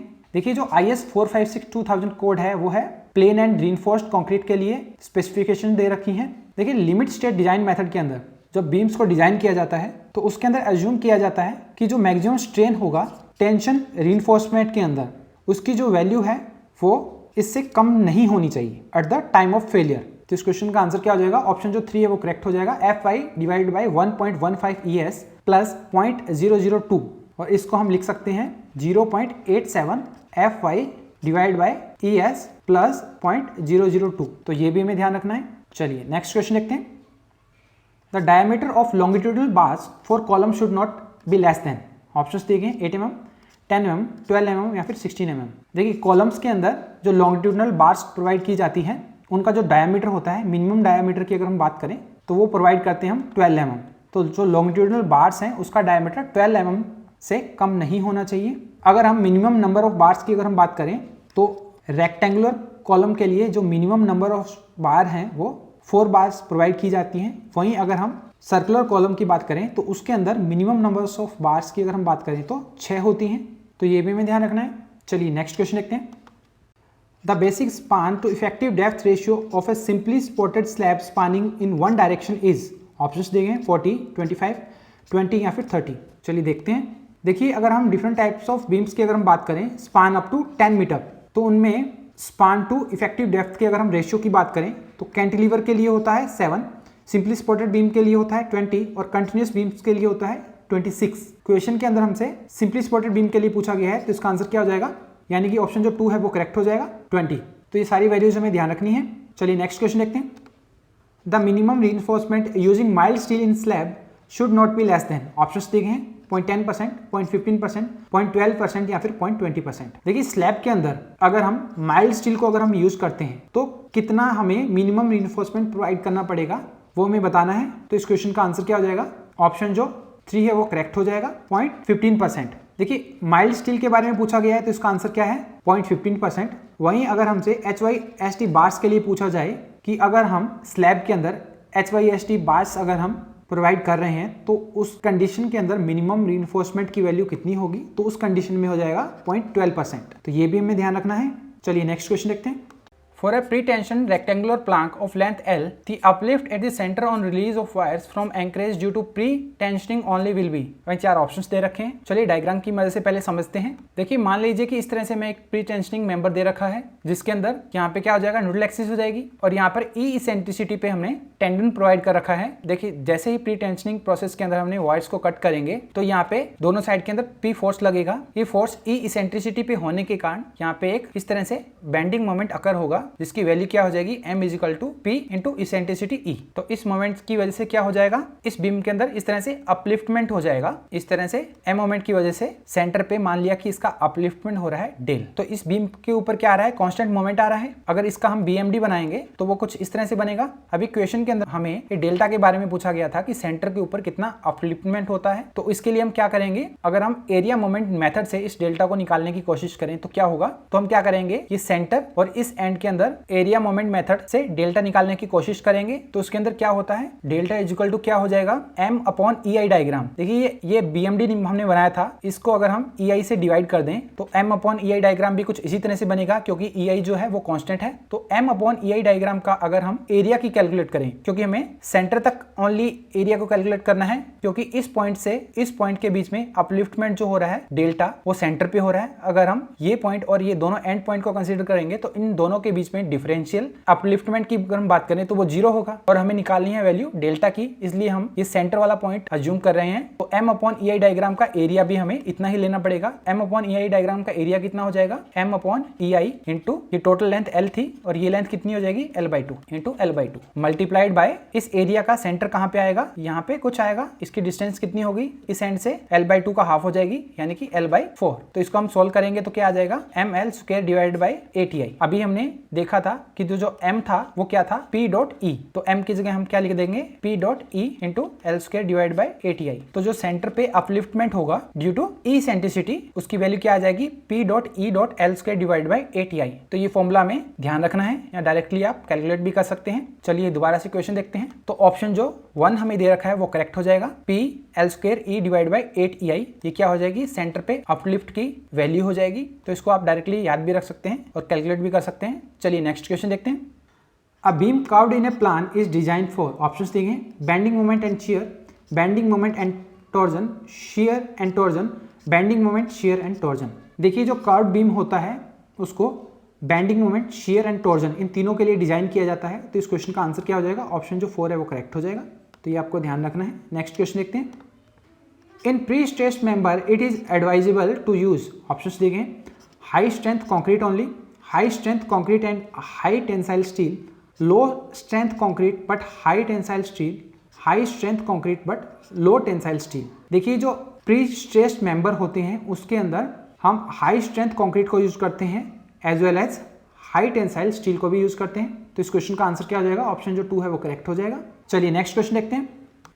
If a beam fails in bond then its bond strength can be increased most economically by, options दिए गए, increasing the depth of beam, using thinner bars but more in number, using thicker bars but less in number, providing vertical stirrups। देखिए अगर कोई beam bond की वजह से fail हो रहा है, जो बॉन्ड बन रहा है स्टील के अंदर और कंक्रीट के अंदर जो बॉन्ड बन रहा है उसकी वजह से फेल हो रहा है, तो उसका मोस्ट इकोनॉमिकल जो वे है उस चीज को प्रिवेंट करने का, उसकी बॉन्ड स्ट्रेंथ को इंक्रीज करने का, वो क्या है, using thinner bars but more in number. चलिए नेक्स्ट क्वेश्चन देखते हैं। As per IS 456-2000, the flexural tensile strength of M25 grade of concrete is, options दिए गए 7.5 मेगापास्कल, 5.5 मेगापास्कल, 4.5 मेगापास्कल या फिर 3.5 मेगापास्कल। चलिए देखते हैं। IS कोड के अंदर फ्लेक्सुरल टेंसाइल स्ट्रेंथ निकालने का फॉर्मूला दे रखा है, FCR = 0.7 √FCK। यहाँ पे FCK क्या है, कैरेक्टरिस्टिक स्ट्रेंथ है। क्वेश्चन के अंदर हमें FCK की वैल्यू दे रखी है 25 न्यूटन पर mm²। तो इससे हम FCR की वैल्यू निकाल सकते हैं। तो FCR की वैल्यू क्या आ जाएगी, 0.7 √25। तो इसको जब हम सोल्व करेंगे तो हमारे पास FCR की वैल्यू निकल के आ जाएगी 3.5 मेगापास्कल। मेगापास्कल यानी कि न्यूटन पर mm²। यानी कि इस क्वेश्चन का आंसर क्या हो जाएगा, ऑप्शन जो 4 है वो करेक्ट हो जाएगा। चलिए नेक्स्ट क्वेश्चन देखते हैं। As per IS 456-2000 the minimum eccentricity for design of column should be, हमें 4 ऑप्शंस दे रखे हैं। Subjected to minimum of 20 mm where L is unsupported length of column and D is lateral dimension. देखिए IS code ने minimum eccentricity निकालने का column के लिए एक फॉर्मूला दे रखा है, वो क्या है, E मिनिमम क्या हो जाएगा, L divide by 500 plus D divide by 30 and 20 mm, इन दोनों में से जो भी मैक्सिमम होगा वही कॉलम के लिए इसेंट्रिसिटी होगी, मिनिमम इसेंट्रिसिटी होगी। यानी कि ऑप्शन जो 3 है वो करेक्ट हो जाएगा। यहाँ पे L क्या है, अनसपोर्टेड लेंथ दे रखी है कॉलम की, और जो D है वो लेटरल डायमेंशन है। चलिए नेक्स्ट क्वेश्चन देखते हैं। The shape of recession limb of a hydrograph depends upon, options दिए गए, storm characteristics only, basin characteristics only, both 1 and 2, none of these. देखिए जब हम फ्लड हाइड्रोग्राफ बनाते हैं तो इस तरह से पहले जो लिम्ब है वो राइज होता है, फिर क्रेस्ट पोर्शन आता है, फिर इस तरह से रिसेशन आता है। तो इसको हम बोलते हैं क्रेस्ट लेवल, ये राइजिंग लिम्ब और ये रिसेशन लिम्ब। देखिए जो राइजिंग लिम्ब होता है ये स्टॉर्म कैरेक्टरिस्टिक्स और बेसिन कैरेक्टरिस्टिक्स इन दोनों पे डिपेंड करता है, लेकिन जो रिसेशन लिम्ब होता है ये ओनली बेसिन कैरेक्टरिस्टिक्स पे डिपेंड करता है। यानी कि जो ऑप्शन जो 2 है वो करेक्ट हो जाएगा। तो ये में ध्यान रखना है that shape of recession limb of hydrograph depends only on basin characteristics, storm characteristics पे डिपेंड नहीं करता है। चलिए नेक्स्ट क्वेश्चन देखते हैं। The side face reinforcement if required in T beam will be, options दिए गए, 0.1% of web area, 0.15% of the web area, 0.2%, 2.3% of the web area depending upon the breadth of the web, half the longitudinal reinforcement. देखिए जो side face reinforcement provide किया जाता है T beam के अंदर उसकी वैल्यू क्या होती है, 0.1% ऑफ द वेब एरिया। तो ये दोनों साइड में प्रोवाइड किया जाता है। तो अगर हम वन साइड की बात करें तो कितना होगा, 0.05%, और दूसरी साइड में भी सेम 0.05%, टोटल मिला के कितना होता है 1% ऑफ द वेब एरिया। तो ये में ध्यान रखना है। तो इस क्वेश्चन का आंसर क्या हो जाएगा, ऑप्शन जो 1 है वो करेक्ट हो जाएगा। चलिए नेक्स्ट क्वेश्चन देखते हैं। The water hammer is caused due to, options दिए गए, sudden closure of valve, sudden opening of valve, compressibility of water, none of these. देखिए वॉल को क्लोज करने के अंदर जितना टाइम लगा है अगर हम उसकी बात करें, अगर वो लेस देन इक्वल टू होता है 2L/c तो उसको हम बोलते हैं sudden closure. Time taken to close the valve is greater than 2L/c, तो इस तरह का जो क्लोजर होगा इसको हम बोलते हैं ग्रेजुअल क्लोजर। जहाँ पे जो L है ये लेंथ ऑफ पाइप है, C है ये velocity of the pressure wave है, और यहाँ पे T जो टाइम है इन सेकेंड्स है। देखिए अगर हम सडनली क्लोज कर देंगे वॉल को तो वहाँ पे वाटर हैमर फिनोमेना जो है जनरेट होगा। तो इस क्वेश्चन का आंसर क्या हो जाएगा, ऑप्शन जो A है वो करेक्ट हो जाएगा। सडनली वॉल को क्लोज करते ही वहाँ पे एक प्रेशर वेव जनरेट होगी जो कि पाइप के ऊपर इम्पैक्ट डालेगी और उसको डैमेज भी कर सकती है। चलिए नेक्स्ट क्वेश्चन देखते हैं। The ratio of quantity of water stored in the roots of the crops to the quantity of water actually applied in the field is known as, options दिए गए, water use efficiency, water conveyance efficiency, water application efficiency, या फिर water distribution efficiency. चलिए देखते हैं। देखिए water use efficiency की बात करें तो क्या होता है, it's the ratio of water used consumptively to the water delivered to the field. Water conveyance efficiency की अगर हम बात करें तो water delivered to the field to the water diverted from the reservoir. Water application efficiency की बात करें तो इसमें क्या होता है, water stored in the root zone to the water delivered to the field. अगर हम वाटर डिस्ट्रीब्यूशन एफिशिएंसी की बात करें तो इसको कैसे निकालते हैं, 1 - y/d × 100। यहाँ पे d क्या है, average depth of water during irrigation, और y क्या है, न्यूमेरिकल डेविएशन है फ्रॉम द एवरेज डेप्थ। उसका अगर हम एवरेज निकालेंगे तो वो क्या होगा, y होगा। चलिए तो इस क्वेश्चन का आंसर क्या हो जाएगा, ऑप्शन जो 3 है वो करेक्ट हो जाएगा, वाटर एप्लीकेशन एफिशिएंसी। इसमें क्या होता है, it's the ratio of quantity water stored in the roots, जो वाटर क्रॉप्स की रूट्स के अंदर जो स्टोर हुआ है वो, to the quantity of water actually applied in the field, तो जो फील्ड के अंदर हमने वाटर को जितना डिलीवर किया है वो। चलिए नेक्स्ट क्वेश्चन देखते हैं। The unit hydrograph due to storm may be obtained by dividing the ordinates of the direct run of hydrograph by, options दिए गए, direct run of volume, total rainfall, rainfall intensity, period of storm. तो हमें unit hydrograph अगर हमें चाहिए तो हम क्या करेंगे, जो ऑर्डिनेट्स हैं डायरेक्ट रन ऑफ हाइड्रोग्राफ के, अगर उसको हम डायरेक्ट रन ऑफ वॉल्यूम से अगर हम डिवाइड कर देंगे तो हमें यूनिट हाइड्रोग्राफ के ऑर्डिनेट्स मिल जाएंगे। यानी कि ऑप्शन जो 1 है वो करेक्ट हो जाएगा। A unit hydrograph due to storm may be obtained by dividing ordinates of direct run of hydrograph by direct run of volume। चलिए नेक्स्ट क्वेश्चन देखते हैं। For a flood control reservoir, the effective storage is equal to, options दिए गए हैं, useful storage minus valley storage, useful storage plus surcharge storage minus valley storage, useful storage plus surcharge storage, useful storage plus surcharge storage plus valley storage. चलिए देखते हैं। देखिए इस तरह से हमने डैम कंस्ट्रक्ट कर रखा है, यहाँ पे स्पिलवे गेट लगे हुए हैं, तो जब ये गेट्स बंद होंगे तो वाटर लेवल मैक्सिमम होगा। इससे ज़्यादा अगर वाटर लेवल बढ़ेगा तो पानी इन गेट्स के ऊपर से स्पिल होना चालू हो जाएगा। तो इससे पहले ही हम क्या है इन गेट्स को खोल देते हैं। तो मैक्सिमम जो वाटर का मैक्सिमम लेवल जो होता है, जिसको हम मैक्सिमम पूल अगर हम बोलें, तो ये यहाँ तक होता है। जब इन गेट्स को खोल दिया जाता है तो वाटर यहाँ तक स्टोर होकर रह जाता है। नॉर्मल कंडीशन के अंदर अगर हम वाटर लेवल की बात करें तो क्या हो जाएगा, नॉर्मल पूल हो जाएगा। इन मैक्सिमम पूल लेवल की और नॉर्मल पूल लेवल के बीच के अंदर जो वाटर स्टोर हो रखा है, इसको हम बोलते हैं सरचार्ज स्टोरेज। देखिए यहाँ पे कहीं पे हमने स्लूइस गेट प्रोवाइड कर रखे हैं। अगर हमें डैम को खाली करना हो तो हम इन स्लूइस गेट को ओपन कर देते हैं। तो इस लेवल तक जो भी वाटर स्टोर हो रखा है रिजर्वायर में, वो सारा क्या है, बाहर निकल जाता है। लेकिन ये जो लेवल है, इसके नीचे जो भी वाटर रिजर्वायर के अंदर प्रेजेंट है वो वहीं का वहीं रहता है। तो इस लेवल को हम बोलते हैं मिनिमम पूल लेवल। तो ये जो वाटर यहाँ पे स्टोर हुआ है, इस वाटर को हम बोलते हैं डेड स्टोरेज, क्योंकि इसका हम यूज नहीं कर सकते। इसके ऊपर का जो वाटर है, डेड लेवल से लेके मिनिमम पूल लेवल से अगर हम बोलें, और नॉर्मल पूल लेवल के बीच का जो वाटर होता है, इसको हम बोलते हैं यूजफुल स्टोरेज। देखिए जब ये डैम कंस्ट्रक्ट किया गया था, उससे पहले भी वैली के अंदर कुछ ना कुछ वाटर स्टोर हो रहा था। तो वो जो वाटर पहले स्टोर हो रहा था उसको हम बोलते हैं वैली स्टोरेज। तो अब हमारे लिए ये जो डेड स्टोरेज है, ये हमारे लिए यूजफुल नहीं है। तो इसके ऊपर जो वाटर है, useful storage plus surcharge storage, ये दोनों इफेक्टिव स्टोरेज के अंदर आएंगे। लेकिन इन दोनों में से हमें ये वैली स्टोरेज इसको माइनस करना पड़ेगा, क्योंकि हमें क्वेश्चन के अंदर इफेक्टिव स्टोरेज बताना है। तो इफेक्टिव स्टोरेज वही होगा जो डैम को कंस्ट्रक्ट करने के बाद इफेक्टिवली ये डैम स्टोर कर रहा है। डैम कंस्ट्रक्ट करने से पहले वैली कुछ स्टोर कर रही थी, तो उसको हम इससे माइनस करेंगे, तभी हमारे पास इफेक्टिव स्टोरेज निकल के आएगा। तो इस क्वेश्चन का आंसर क्या हो जाएगा, ऑप्शन जो 2 है वो करेक्ट हो जाएगा। Useful storage plus surcharge minus valley storage is equal to effective storage. चलिए ये सारी बातें हमें ध्यान रखनी है। नेक्स्ट क्वेश्चन देखते हैं। A hydraulic turbine rotates at n rpm operating under a net head h and discharge q while developing an output power p. The specific speed is given by। देखिए अगर हम टरबाइन के case में specific speed की अगर हम बात करें तो क्या होती है, n under p and divided by h की पावर 5/4। यानी कि इस क्वेश्चन का आंसर क्या हो जाएगा, ऑप्शन जो 3 है वो करेक्ट हो जाएगा। ns is equal to n under p divide by h की पावर 5/4। तो ये किसके केस में होता है, हाइड्रोलिक टरबाइन के केस में। और वहीं अगर हमसे पंप्स के बारे में पूछ लिया जाए कि स्पेसिफिक स्पीड बताओ, तो वो क्या हो जाएगी, n अंडर q h की पावर 3/4। तो ये भी हमें ध्यान रखना है। चलिए नेक्स्ट क्वेश्चन देखते हैं। An open cubical tank was initially filled with water. When the tank was accelerated on a horizontal plane along one of its side, it was found that 1/4 of the volume of water is spilled out. The acceleration was, options दिए गए हैं g, g/2, g/3 या फिर 2g/3।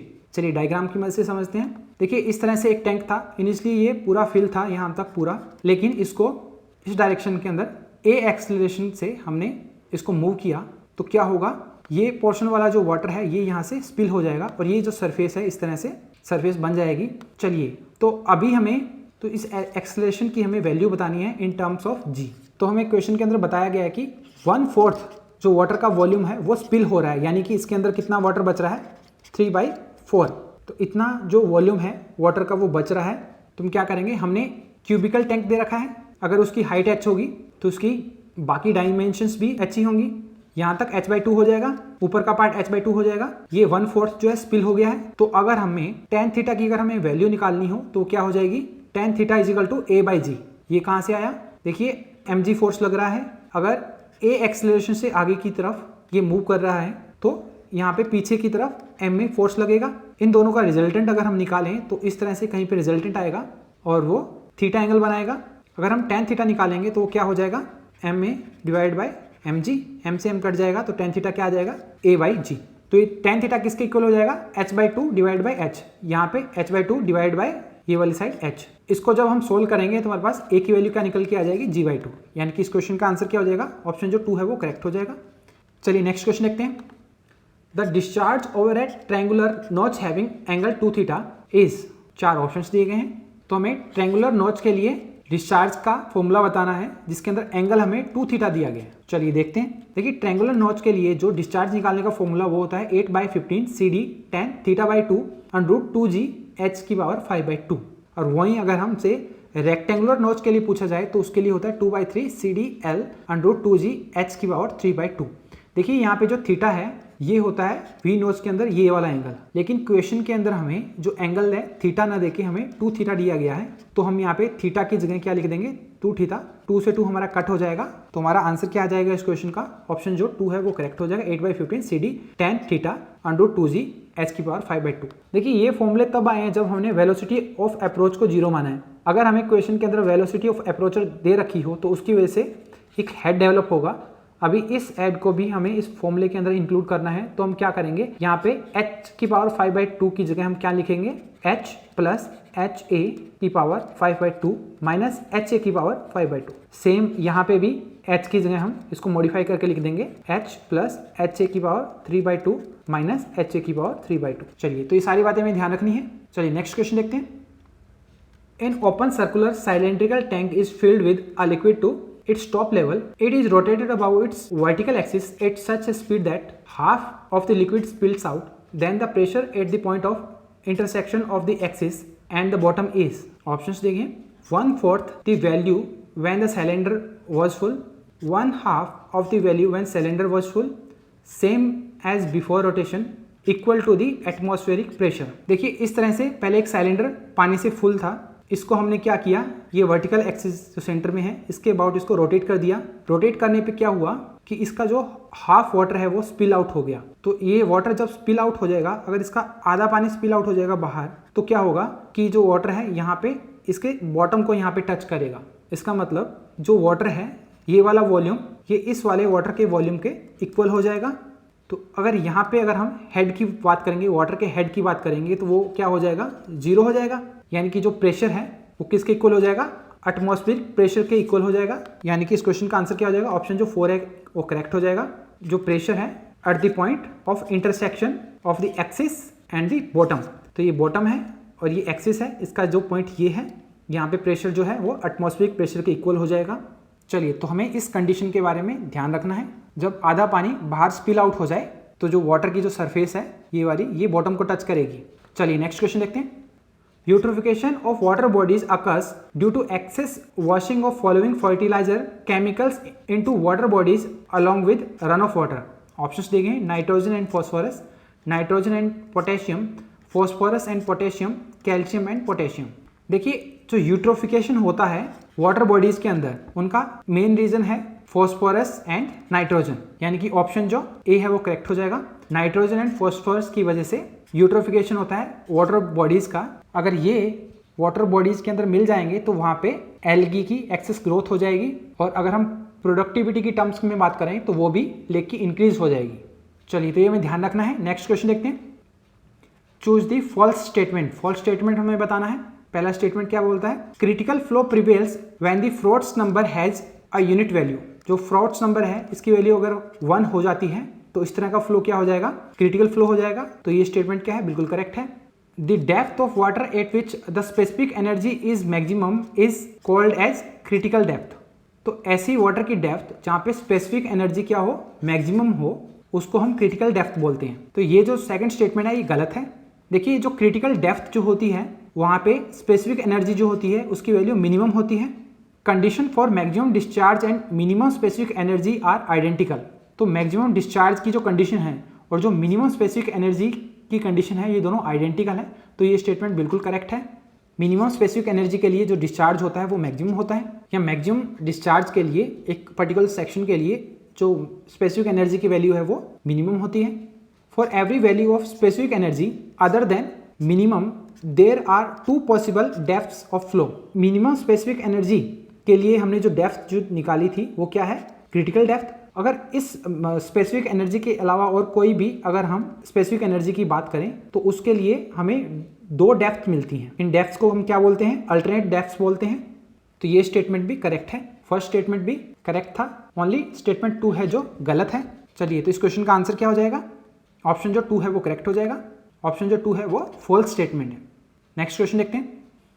If treated water to be supplied available at higher level than the distribution area, which water distribution system may be adopted? Options दिए गए, gravity system, pumping system, combined gravity and pumping system, intermittent system। देखिए जो treated water है वो हमें higher level पे available है। तो हायर लेवल पे ऊपर अगर हमें वाटर अवेलेबल है तो वो ग्रेविटी एक्शन के कारण खुद ही नीचे आ जाएगा। तो हमें पंपिंग सिस्टम की ज़रूरत ही नहीं है। तो इस क्वेश्चन का आंसर क्या हो जाएगा, ऑप्शन जो ए है वो करेक्ट हो जाएगा। पंपिंग सिस्टम तब हम यूज़ करेंगे जब हमें वाटर जो अवेलेबल है वो लो लेवल पे है और हमें वाटर को हायर लेवल के ऊपर सप्लाई करना है, तब हम पंपिंग सिस्टम का यूज़ करते हैं। चलिए नेक्स्ट क्वेश्चन देखते हैं। Activated carbon is use in water treatment for, options देंगे disinfection, removing hardness, removing colour या फिर एरेशन। तो इस क्वेश्चन का आंसर क्या हो जाएगा, ऑप्शन जो 3 है वो करेक्ट हो जाएगा। ओडर को रिमूव करने के लिए एक्टिवेटेड कार्बन को यूज करते हैं वाटर ट्रीटमेंट के अंदर, तो ये हमें ध्यान रखना है। चलिए नेक्स्ट क्वेश्चन देखते हैं। The population of a city at previous consecutive years was 4 lakh, 5,20,000, 6,80,000 and 8,80,000. Using arithmetic increase method, the anticipated population at the next census would be, options दिए गए हैं 10 लाख, 10,20,000, 10,40,000, 10,60,000। चलिए देखते हैं क्वेश्चन कैसे होगा। देखिए अर्थमेटिक इंक्रीज मेथड में हम ये फॉर्मूला यूज करते हैं Pn is equal to P0 plus NX bar. चलिए देखिए क्वेश्चन के अंदर हमें पॉपुलेशन दे रखी है कॉन्सेक्यूटिव ईयर्स के अंदर, तो हर साल पॉपुलेशन क्या है, इंक्रीज हो रही है। तो पॉपुलेशन के अंदर कितना इंक्रीमेंट हो रहा है, first year to second year 1,20,000, second year से थर्ड ईयर के बीच में कितना इंक्रीमेंट हो रहा है 1,60,000, थर्ड ईयर से फोर्थ ईयर के बीच में कितना इंक्रीमेंट हो रहा है 2 लाख। ये जो इंक्रीमेंट्स हमने निकाले हैं, अगर इनका हम एवरेज निकालेंगे वही हमारा एक्स बार हो जाएगा। तो एक्स बार कितना आएगा 1,60,000। चलिए तो Pn की वैल्यू क्या आ जाएगी, नेक्स्ट सेंसस के अंदर पॉपुलेशन कितनी आ जाएगी, तो P0 की जगह हम लिख देंगे जो लास्ट ईयर के अंदर जो पॉपुलेशन थी 8,80,000 प्लस n की जगह हम लिख देंगे 1, क्योंकि हमें नेक्स्ट सेंसस के अंदर ही पॉपुलेशन को कैलकुलेट करना है। एक्स बार हमने निकाल लिया है 1,60,000। तो सारी वैल्यू पुट करके जब हम सॉल्व करेंगे तो हमारे पास नेक्स्ट सेंसस की पॉपुलेशन कितनी आ जाएगी 10,40,000, यानी कि ऑप्शन जो 3 है वो करेक्ट हो जाएगा। चलिए नेक्स्ट क्वेश्चन देखते हैं। The suitable layout of a water distribution system for irregularly growing city is, options दिए गए हैं grid iron system, ring system, radial system या फिर डेड एंड सिस्टम। देखिए वाटर डिस्ट्रीब्यूशन सिस्टम का सुटेबल लेआउट बताना है फॉर इरेगुलरली ग्रोइंग सिटी, तो इस क्वेश्चन का आंसर क्या हो जाएगा, ऑप्शन जो 4 है वो करेक्ट हो जाएगा। डेड एंड सिस्टम, जिसको हम ट्री सिस्टम भी बोलते हैं, डेड एंड सिस्टम के अंदर या फिर ट्री सिस्टम के अंदर जो लेआउट होता है वाटर डिस्ट्रीब्यूशन सिस्टम का वो इरेगुलर होता है और किसी एक पॉइंट पर वाटर को पहुंचने के लिए ओनली वन वे ही अवेलेबल होता है, तो ये हमें ध्यान रखना है। चलिए नेक्स्ट क्वेश्चन देखते हैं। For treating the sewage of a large city you will recommend, options दिए गए हैं a sedimentation tank and an activated sludge treatment plant, a plant consisting of a Imhoff tank with low rate trickling filter, sedimentation tanks with high rate trickling filter, none of these. देखिए sewage को treat करने के लिए for a large city हम लोग क्या use करेंगे, sedimentation tank with an activated sludge treatment. Large city के लिए हम एक्टिवेटेड स्लज ट्रीटमेंट प्लांट का यूज करेंगे with sedimentation tank, trickling filter का यूज नहीं करेंगे। चलिए नेक्स्ट क्वेश्चन देखते हैं। Uniformity coefficient D60/D10 for the sand used in slow sand filters should be, options दिए गए हैं 6 to 7, 3 to 5, 1.5 to 3 या फिर 1 to 1.5। देखिए जो यूनिफॉर्मिटी कोफिशिएंट होता है CU वो क्या होता है D60/D10, D10 को बोलते हैं हम इफेक्टिव साइज। देखिए स्लो सैंड फिल्टर के अंदर जो यूनिफॉर्मिटी कोफिशिएंट की जो वैल्यू रखी जाती है वो होती है 3 to 5। वहीं अगर हम रैपिड सैंड फिल्टर की बात करें तो उसके लिए होती है 1.2 to 1.8। तो ये वैल्यूज हमें ध्यान रखनी है। हमसे क्वेश्चन के अंदर स्लो सैंड फिल्टर के बारे में पूछा गया था, तो इसका आंसर क्या हो जाएगा 3 to 5, यानी कि ऑप्शन जो 2 है वो करेक्ट हो जाएगा। देखिए आंसर की के अंदर ऑप्शन 3 को करेक्ट कर रखा है जो कि गलत होगा। तो चलिए ये सारी बातें हमें ध्यान रखनी है। नेक्स्ट क्वेश्चन देखते हैं। Select the primary air pollutants among the following, options दिए गए हैं sulphur dioxide and nitrogen oxides, ozone and carbon monoxide, sulphur dioxide and ozone, nitrogen oxide and ozone. चलिए सबसे पहले हम primary and secondary air pollutants के बारे में देख लेते हैं। देखिए प्राइमरी एयर पॉल्यूटेंट्स में कौन से पॉल्यूटेंट्स आते हैं, sulphur dioxide, carbon monoxide, nitrogen के oxides, lead, hydrocarbons, halogen compounds या फिर रेडियो एक्टिव कंपाउंड्स, ये सारे के सारे किसमें आते हैं प्राइमरी एयर पॉल्यूटेंट्स के अंदर, तो ये हमें ध्यान रखना है। वहीं अगर हम सेकेंडरी एयर पॉल्यूटेंट्स की अगर हम बात करें तो उसके अंदर आते हैं H2SO4, ozone, formaldehydes, proxy acetyl nitrate, PAN, photochemical smoke. तो जितने भी एग्जांपल्स हैं सारे के सारे इंपॉर्टेंट हैं, तो ये हमें ध्यान रखने हैं। सल्फर डाइऑक्साइड एंड नाइट्रोजन के ऑक्साइड्स हैं, ये प्राइमरी एयर पॉल्यूटेंट्स हैं। ओजोन जो है ये सेकेंडरी एयर पॉल्यूटेंट है, लेकिन कार्बन मोनोऑक्साइड जो है वो प्राइमरी है। Sulphur dioxide primary air pollutant है, लेकिन जो ओजोन है ये सेकेंडरी है। नाइट्रोजन के ऑक्साइड्स प्राइमरी है, लेकिन ओजोन जो है सेकेंडरी है। तो हमारा आंसर क्या हो जाएगा, ऑप्शन जो 1 है वो करेक्ट हो जाएगा। चलिए नेक्स्ट क्वेश्चन देखते हैं। In a water treatment plant dissolved iron and manganese can be removed from the water by, options देखें aeration, aeration and coagulation, aeration and filtration, aeration and sedimentation. देखिए जब ट्रीटमेंट प्लांट के अंदर water को treat किया जाता है तो अगर उसके अंदर डिजोल्व्ड आयरन या फिर मैग्नीज हो तो उसे रिमूव करने के लिए हम पहले एरेशन करते हैं, उसके बाद हम फिल्ट्रेशन करते हैं। तो ये में ध्यान रखना है, एरेशन के बाद फिल्ट्रेशन करना है। चलिए नेक्स्ट क्वेश्चन देखते हैं। Mud pumping is associated with, options दिए गए हैं, bituminous concrete pavement on regular subgrade, cement concrete pavement on granular subgrade, bituminous concrete pavement on clayey subgrade, cement concrete pavement on clayey subgrade. देखिए जो mud pumping होती है वो जो CC pavement होते हैं उनके अंदर जनरली अकर होती है जिनके अंदर सबग्रेड क्लेई हो। देखिए इस तरह से कोई सीसी रोड है, अगर यहाँ पे क्रैक्स डेवलप हो गए हैं तो इन क्रैक से वाटर क्या है सीप करके नीचे, अगर क्ले है तो क्ले के अंदर कलेक्ट हो जाएगा और जैसे ही इसके ऊपर इस तरह से व्हीकल्स पास होंगे इस पेवमेंट के ऊपर से तो ये जो मड है जिसका पेस्ट बन गया है ये पेस्ट इन क्रैक से बाहर आएगा जब व्हीकल्स का मूवमेंट होगा इस पेवमेंट के ऊपर। इसी को ही हम मड पंपिंग बोलते हैं और ये जनरली सीमेंट कंक्रीट पेवमेंट के ऊपर होती है जब सबग्रेड क्लेई हो। ग्रेनुलर सबग्रेड के अंदर ये नहीं होगा। चलिए तो सारी बातें हमें ध्यान रखनी है। नेक्स्ट क्वेश्चन देखते हैं।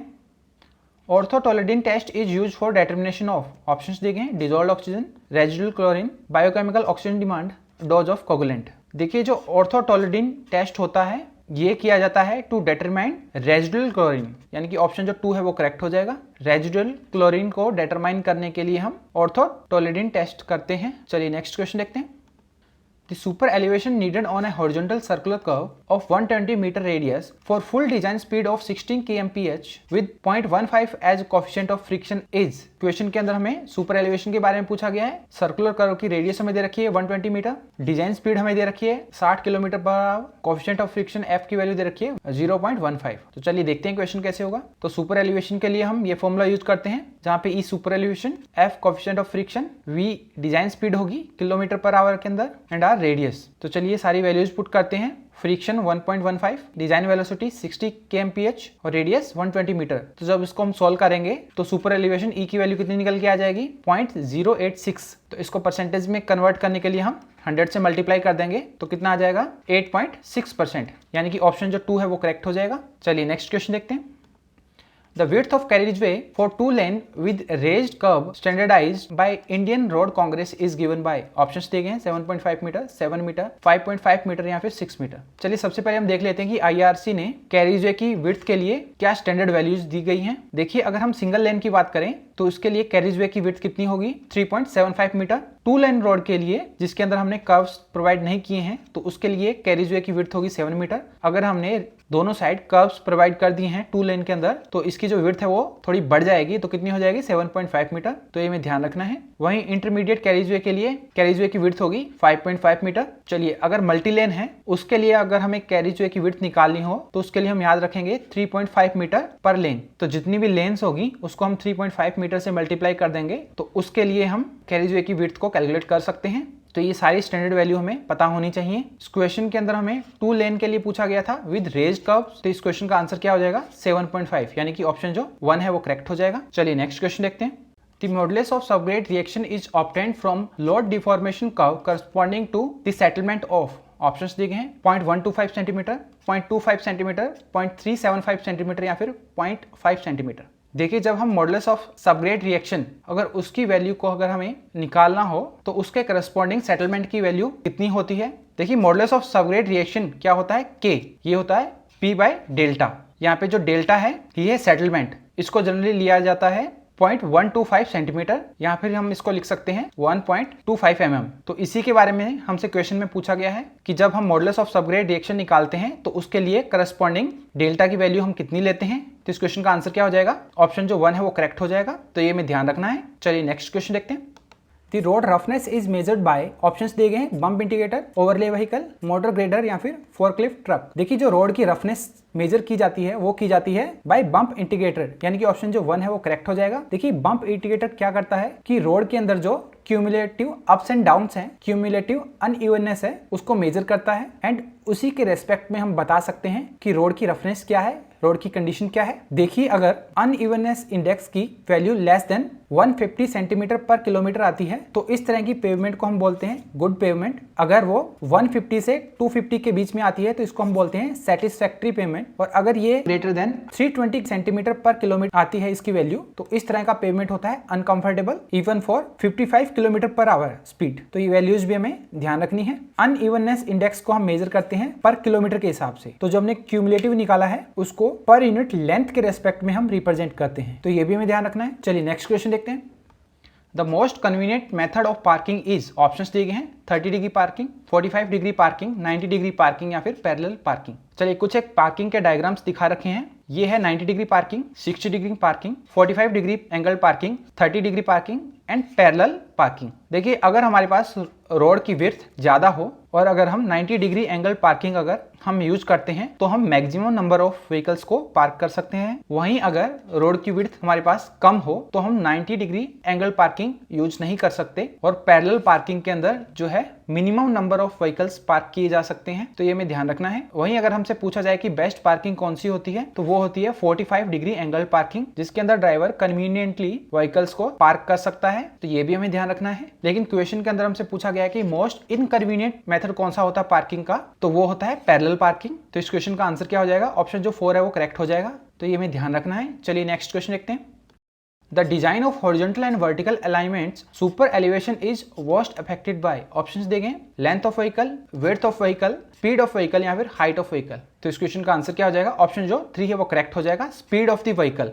सुपर एलिवेशन को सबसे ज्यादा कौन अफेक्ट करता है, which one will affect the super elevation worst, तो वो क्या हो जाएगा, स्पीड ऑफ द व्हीकल। चलिए नेक्स्ट क्वेश्चन देखते हैं। A vehicle has wheelbase of 6 meter. What is the off tracking while negotiating a curved path with a mean radius 30 meter? Options दिए गए हैं 0.2 मीटर, 1.66 मीटर, 0.4 मीटर या फिर 0.6 metre. तो question के अंदर हमें एक व्हीकल है, उसका व्हील बेस दे रखा है 6 मीटर, एल की वैल्यू में दे रखी है 6 मीटर, ऑफ ट्रैकिंग हमें निकालना है और जो कर्व पाथ दे रखा है उसकी रेडियस दे रखी है r 30 मीटर। चलिए देखते हैं क्वेश्चन कैसे होगा। देखिए व्हीकल की वजह से जो ऑफ ट्रैकिंग होगी उसको हम बोल सकते हैं मैकेनिकल वाइडनिंग। तो मैकेनिकल वाइडनिंग का फॉर्मूला क्या हम यूज करते हैं, NL² डिवाइड बाय 2r। अगर n लेंस को हम 1 बोलें एंड L की वैल्यू हमें 6 मीटर दे रखी है क्वेश्चन के अंदर, length of wheel base R radius हमें दे रखी है 30 मीटर, तो सारी वैल्यू जब हम पुट करेंगे तो हमारे पास ऑफ ट्रैकिंग की वैल्यू कितनी आ जाएगी, 0.6 मीटर। यानी कि इस क्वेश्चन का आंसर क्या हो जाएगा, ऑप्शन जो 4 है वो करेक्ट हो जाएगा। चलिए नेक्स्ट क्वेश्चन देखते हैं। No warping stress in pavements is developed if temperature, options देंगे constant, less than normal, more than normal या फिर चेंजेस फ्रीक्वेंटली। देखिए जो पेवमेंट के अंदर वार्पिंग स्ट्रेसेस आते हैं इन रिजिड पेवमेंट, उनका मेन रीजन होता है टेम्परेचर। टेम्परेचर के अंदर वेरिएशन की वजह से ही वार्पिंग स्ट्रेसेस आते हैं। अगर टेम्परेचर कांस्टेंट हो जाएगा तो वहां पे कोई भी वार्पिंग स्ट्रेसेस जनरेट नहीं होंगे, तो इसका आंसर क्या हो जाएगा, ऑप्शन 1। चलिए नेक्स्ट क्वेश्चन देखते हैं। The rate of deterioration in flexible pavement is, options दिए गए लीनियर, पैराबोलिक, एक्सपोनेंशियल या फिर क्यूबिकल। देखिए जो फ्लेक्सिबल पेमेंट होते हैं इनके डेटोरिएशन की जो रेट होती है वो एक्सपोनेंशियल होती है, यानी कि एक बार अगर पेमेंट डेटोरिएट होना शुरू हो गया तो जल्दी से पूरा पेमेंट खराब हो जाएगा, तो ये हमें ध्यान रखना है। चलिए नेक्स्ट क्वेश्चन देखते हैं। The optimistic time, the most likely time and the pessimistic time estimates in a network are 4, 6 and 14 months. The expected time is, options दिए गए 7 months, 8 months, 9 months या फिर 10 months। चलिए देखते हैं। देखिए जो एक्सपेक्टेड टाइम होता है ये वेटेड एवरेज होता है किसका, optimistic time, most likely time and pessimistic time का, जहाँ पे मोस्ट लाइकली टाइम जो होता है इसको वेटेज दिया जाता है 4 का और बाकी दोनों को 1 का वेटेज है। इन तीनों का अगर हम एवरेज निकालेंगे तो वही हमारा एक्सपेक्टेड टाइम हो जाएगा। तो क्वेश्चन के अंदर हमें ऑप्टिमिस्टिक टाइम की वैल्यू 4 मंथ्स दे रखी है, मोस्ट लाइकली टाइम की वैल्यू 6 मंथ्स दे रखी है और पेसिमिस्टिक टाइम की वैल्यू हमें 14 मंथ्स दे रखी है। तो इन सारी वैल्यू को पुट करेंगे तो हमारे पास एक्सपेक्टेड टाइम कितना निकल के आ जाएगा, 7 मंथ्स, यानी कि ऑप्शन जो 1 है वो करेक्ट हो जाएगा। चलिए नेक्स्ट क्वेश्चन देखते हैं। Expressways should be constructed along, options दिए गए congested cities, major traffic corridors, along with highways, small cities. देखिए जो एक्सप्रेसवेज होते हैं it should be constructed along major traffic corridors. जो मेजर ट्रैफिक कॉरिडोर्स होते हैं उनके अलोंग एक्सप्रेसवेज को कंस्ट्रक्ट किया जाता है, तो ये हमें ध्यान रखना है। चलिए नेक्स्ट क्वेश्चन देखते हैं। First party audit for project is conducted by, options दिए गए customers of the organization, organization itself, external independent organization, customers and organization. देखिए जो फर्स्ट पार्टी ऑडिट होता है किसी भी प्रोजेक्ट का तो वो उसी ऑर्गेनाइजेशन के द्वारा कंडक्ट किया जाता है, तो इस क्वेश्चन का आंसर क्या हो जाएगा, ऑप्शन जो 2 है वो करेक्ट हो जाएगा। अगर वहीं हमसे सेकंड पार्टी ऑडिट के बारे में पूछा जाए तो वो उस ऑर्गेनाइजेशन के जो कस्टमर्स होते हैं उनके द्वारा कंडक्ट करवाया जाता है, और वहीं अगर हमसे थर्ड पार्टी ऑडिट के बारे में पूछ लिया जाए तो वो कंडक्ट करवाया जाता है एक्सटर्नल इंडिपेंडेंट ऑर्गेनाइजेशन। तो ये सारी बातें हमें ध्यान रखनी है। नेक्स्ट क्वेश्चन देखते हैं। Indirect cost of project is, options देखिए, project overhead plus labour cost plus equipment cost, labour cost plus sub contractors cost, common workman cost plus contingency, project overheads plus common workman cost. देखिए indirect cost बताना है project की, तो labour cost plus equipment cost होती हैं, ये दोनों क्या होती हैं, डायरेक्ट कॉस्ट होती हैं, तो ये तो नहीं होगा। देखिए इसमें भी लेबर कॉस्ट आ गया तो ये ऑप्शन भी नहीं होगा। कंटिजेंसी भी डायरेक्ट कॉस्ट में आती है तो ये भी नहीं होगा। तो इस क्वेश्चन का आंसर क्या हो जाएगा, ऑप्शन जो 4 है वो करेक्ट हो जाएगा। Project overheads plus common workman cost जो किसमें आती है, इनडायरेक्ट कॉस्ट, तो ये हमें ध्यान रखना है। चलिए नेक्स्ट क्वेश्चन देखते हैं। The difference between the time available to do a job and time required to do the job is known as, options देखें, इवेंट, फ्लोट, ड्यूरेशन या फिर कंस्ट्रेंट। देखिए जो डिफरेंस होता है टाइम के अंदर कि हमें जो कोई काम करना है तो उस काम को करने के लिए हमारे पास कितना टाइम अवेलेबल है और उस काम को करने के लिए कितने टाइम की रिक्वायरमेंट है, इन दोनों का जो डिफरेंस होगा टाइम का, इसको हम बोलते हैं फ्लोट। तो ऑप्शन 2 है जो करेक्ट हो जाएगा। चलिए नेक्स्ट क्वेश्चन देखते हैं। The balance sheet is, options दिए गए हैं, a summary sheet of what a company owns and what the company owes, the evaluation of effective cash flow characteristics of a project, the cost of mobilization and demobilization of personnel, equipment, temporary facilities and other facilities, performing cost optimization। देखिए जो balance sheet होती है वो क्या होती है, a summary of what company owns and what company owes, तो ये हमें ध्यान रखना है। चलिए नेक्स्ट क्वेश्चन देखते हैं। The texture of sandstone is, options दिए गए हैं, पोरफायरेटिक, कॉन्ग्लोमरेट, वेसिकुलर या फिर क्लास्टिक। देखिए जो सैंडस्टोन होता है उसका जो टेक्सचर होता है वो होता है क्लास्टिक, यानी कि जो ऑप्शन जो 4 है वो करेक्ट हो जाएगा। तो ये हमें ध्यान रखना है, the texture of sandstone is clastic. चलिए नेक्स्ट क्वेश्चन देखते हैं। Radial splits in timber originating from bark and narrowing towards the pith are known as, options दिए गए हैं, heart shakes, star shakes, cup shakes या फिर नॉट्स। चलिए देखते हैं। देखिए ये होती है एनुअल रिंग्स जो कि रिप्रेजेंट करती हैं टिम्बर की एज को। देखिए इन एनुअल रिंग्स के अंदर अगर इस तरह से क्रैक्स आ जाते हैं तो इनको हम बोलते हैं कप शेक्स। अगर यही कप शेक जो है पूरी रिंग को कवर कर लेते हैं इस तरह से, तो इस तरह के डिफेक्ट को हम बोलते हैं रिंग शेक्स। तो ये हमें ध्यान रखना है। देखिए जो हार्ट शेक्स होते हैं इनके अंदर क्रैक्स जो होते हैं, जैसे ही हम आउटर से इनर की तरफ जाएंगे तो ये जो शेक है, ये जो क्रैक्स है, इनकी विड्थ जो बढ़ती है। लेकिन जो स्टार शेक्स होते हैं इसके अंदर ये जो क्रैक्स हैं इनकी जो विड्थ है आउटर में ज्यादा होती है, और जैसे जैसे सेंटर की तरफ जाते हैं तो इन शेक्स की जो है विड्थ कम होती जाती है। तो यही हमसे क्वेश्चन के अंदर पूछा गया था कि ऐसे स्प्लिट्स जो होते हैं बार्क से जो जनरेट होते हैं वो नैरो होते रहते हैं। जब हम पिथ की तरफ अगर रेडियली हम मूव करेंगे तो इस तरह के शेक्स को हम बोलते हैं स्टार शेक्स, और स्टार शेक्स के जो अपोजिट क्या होते हैं वो होते हैं हार्ट शेक्स। तो ये भी हमें ध्यान रखना है। तो इस क्वेश्चन का आंसर क्या हो जाएगा, ऑप्शन जो 2 है वो करेक्ट हो जाएगा। चलिए नेक्स्ट क्वेश्चन देखते हैं। In Portland cement, calcium carbide (CaCl2) is most widely used for, options देंगे, reducing curing time, increasing strength, improving consistency, reducing initial and final set times। देखिए जो कैल्शियम क्लोराइड होता है ये क्या है, ये एक एक्सीलरेटर है। अगर इसको हम पोर्टलैंड सीमेंट के अंदर ऐड करेंगे तो ये क्या करेगा, तो ये initial and final set times को रिड्यूस कर देगा, यानी कि सीमेंट्स जो है वो जल्दी सेट हो जाएंगे if we add calcium chloride to the Portland cement. चलिए नेक्स्ट क्वेश्चन देखते हैं। Dormer window is defined as, options देखें, windows provided in dormitories, vertical window built in sloping side of a pitched roof, window provided in gable end of a pitched roof, sloping window provided along a slope of a pitched roof। चलिए देख लेते हैं पहले। देखिए जो डोर्मर window होती है वो क्या होती है, इस तरह से ये पिच्ड रूफ है, तो ये जो स्लोपिंग पार्ट है रूफ का, अगर वहां पे अगर हमने इस तरह से एक वर्टिकल विंडो प्रोवाइड कर रखी है तो उस विंडो को हम बोलते हैं डोर्मर विंडो। एंड इस तरह से ये जो वॉल है इसको हम बोलते हैं गेबल वॉल। अगर हम इस गेबल वॉल के ऊपर अगर हम विंडो, वर्टिकल विंडो अगर हमने प्रोवाइड कर रखी है तो उसको हम बोलते हैं गेबल विंडो। तो ये भी हमें ध्यान रखना है। देखिए इस तरह से स्लोपिंग रूफ, तो इस स्लोप के पैरेलल अगर हमने विंडो को प्रोवाइड कर रखा है, इस तरह की विंडो को हम बोलते हैं स्काईलाइट विंडो। इसको प्रोवाइड किया जाता है ताकि लाइट जो है वो ज्यादा से ज्यादा लाइट जो है एंटर कर सके। और आप बे विंडो के बारे में भी ध्यान रखें। इस तरह से बिल्डिंग्स के अंदर विंडोज प्रोवाइड की जाती हैं जो कि वॉल से थोड़ी सी बाहर निकली होती हैं, तो इस तरह की विंडो को हम बोलते हैं बे विंडो। इसको भी यूज किया जाता है ताकि बिल्डिंग्स के अंदर ज्यादा से ज्यादा नेचुरल लाइट एंटर कर सके। तो हमसे क्वेश्चन के अंदर पूछा गया था डोर्मर विंडो के बारे में। तो जो डोर्मर विंडो होती हैं वो एक वर्टिकल विंडो होती हैं और इनको प्रोवाइड किया जाता है स्लोपिंग साइड के ऊपर पिच रूफ के अंदर। तो ये वर्टिकल विंडो है, स्लोपिंग साइड के ऊपर प्रोवाइड की गई है पिच रूफ में। तो ये सब बातें हमें ध्यान रखनी है। चलिए नेक्स्ट क्वेश्चन देखते हैं। Which type of foundation is used for the construction of school building on black cotton soil. Options दिए गए हैं, well foundation, stepped foundation, matte foundation या फिर कैंटिलीवर फाउंडेशन। देखिए ब्लैक कॉटन सॉइल जो होती है उसके अंदर कौन सा मिनरल पाया जाता है, मोंट मोरिलोनाइट। तो मोंट मोरिलोनाइट की या फिर ब्लैक कॉटन की अगर हम बात करें तो उसकी प्रॉपर्टी होती है कि उसके अंदर एक्सेस स्वेलिंग होती है और एक्सेस श्रिंकेज होता है। तो इस तरह की सॉइल्स के अंदर अगर हमें फाउंडेशन प्रोवाइड करना है तो हम इस तरह का फाउंडेशन प्रोवाइड करेंगे जिसके अंदर डिफरेंशियल सेटलमेंट जो है कम से कम हो, ताकि बिल्डिंग के अंदर जो क्रैक्स हैं उनकी आने की पॉसिबिलिटी को कम किया जा सके। तो इसलिए हम कौन सी तरह का फाउंडेशन प्रोवाइड करेंगे, ऑप्शन जो 3 है वो करेक्ट हो जाएगा। मैट फाउंडेशन को प्रोवाइड करेंगे। इसमें क्या होगा कि सारे के सारे वॉल्स, सारे के सारे कॉलम्स जो हैं उन सभी को एक कॉमन फाउंडेशन प्रोवाइड की जाएगी। चलिए नेक्स्ट क्वेश्चन देखते हैं।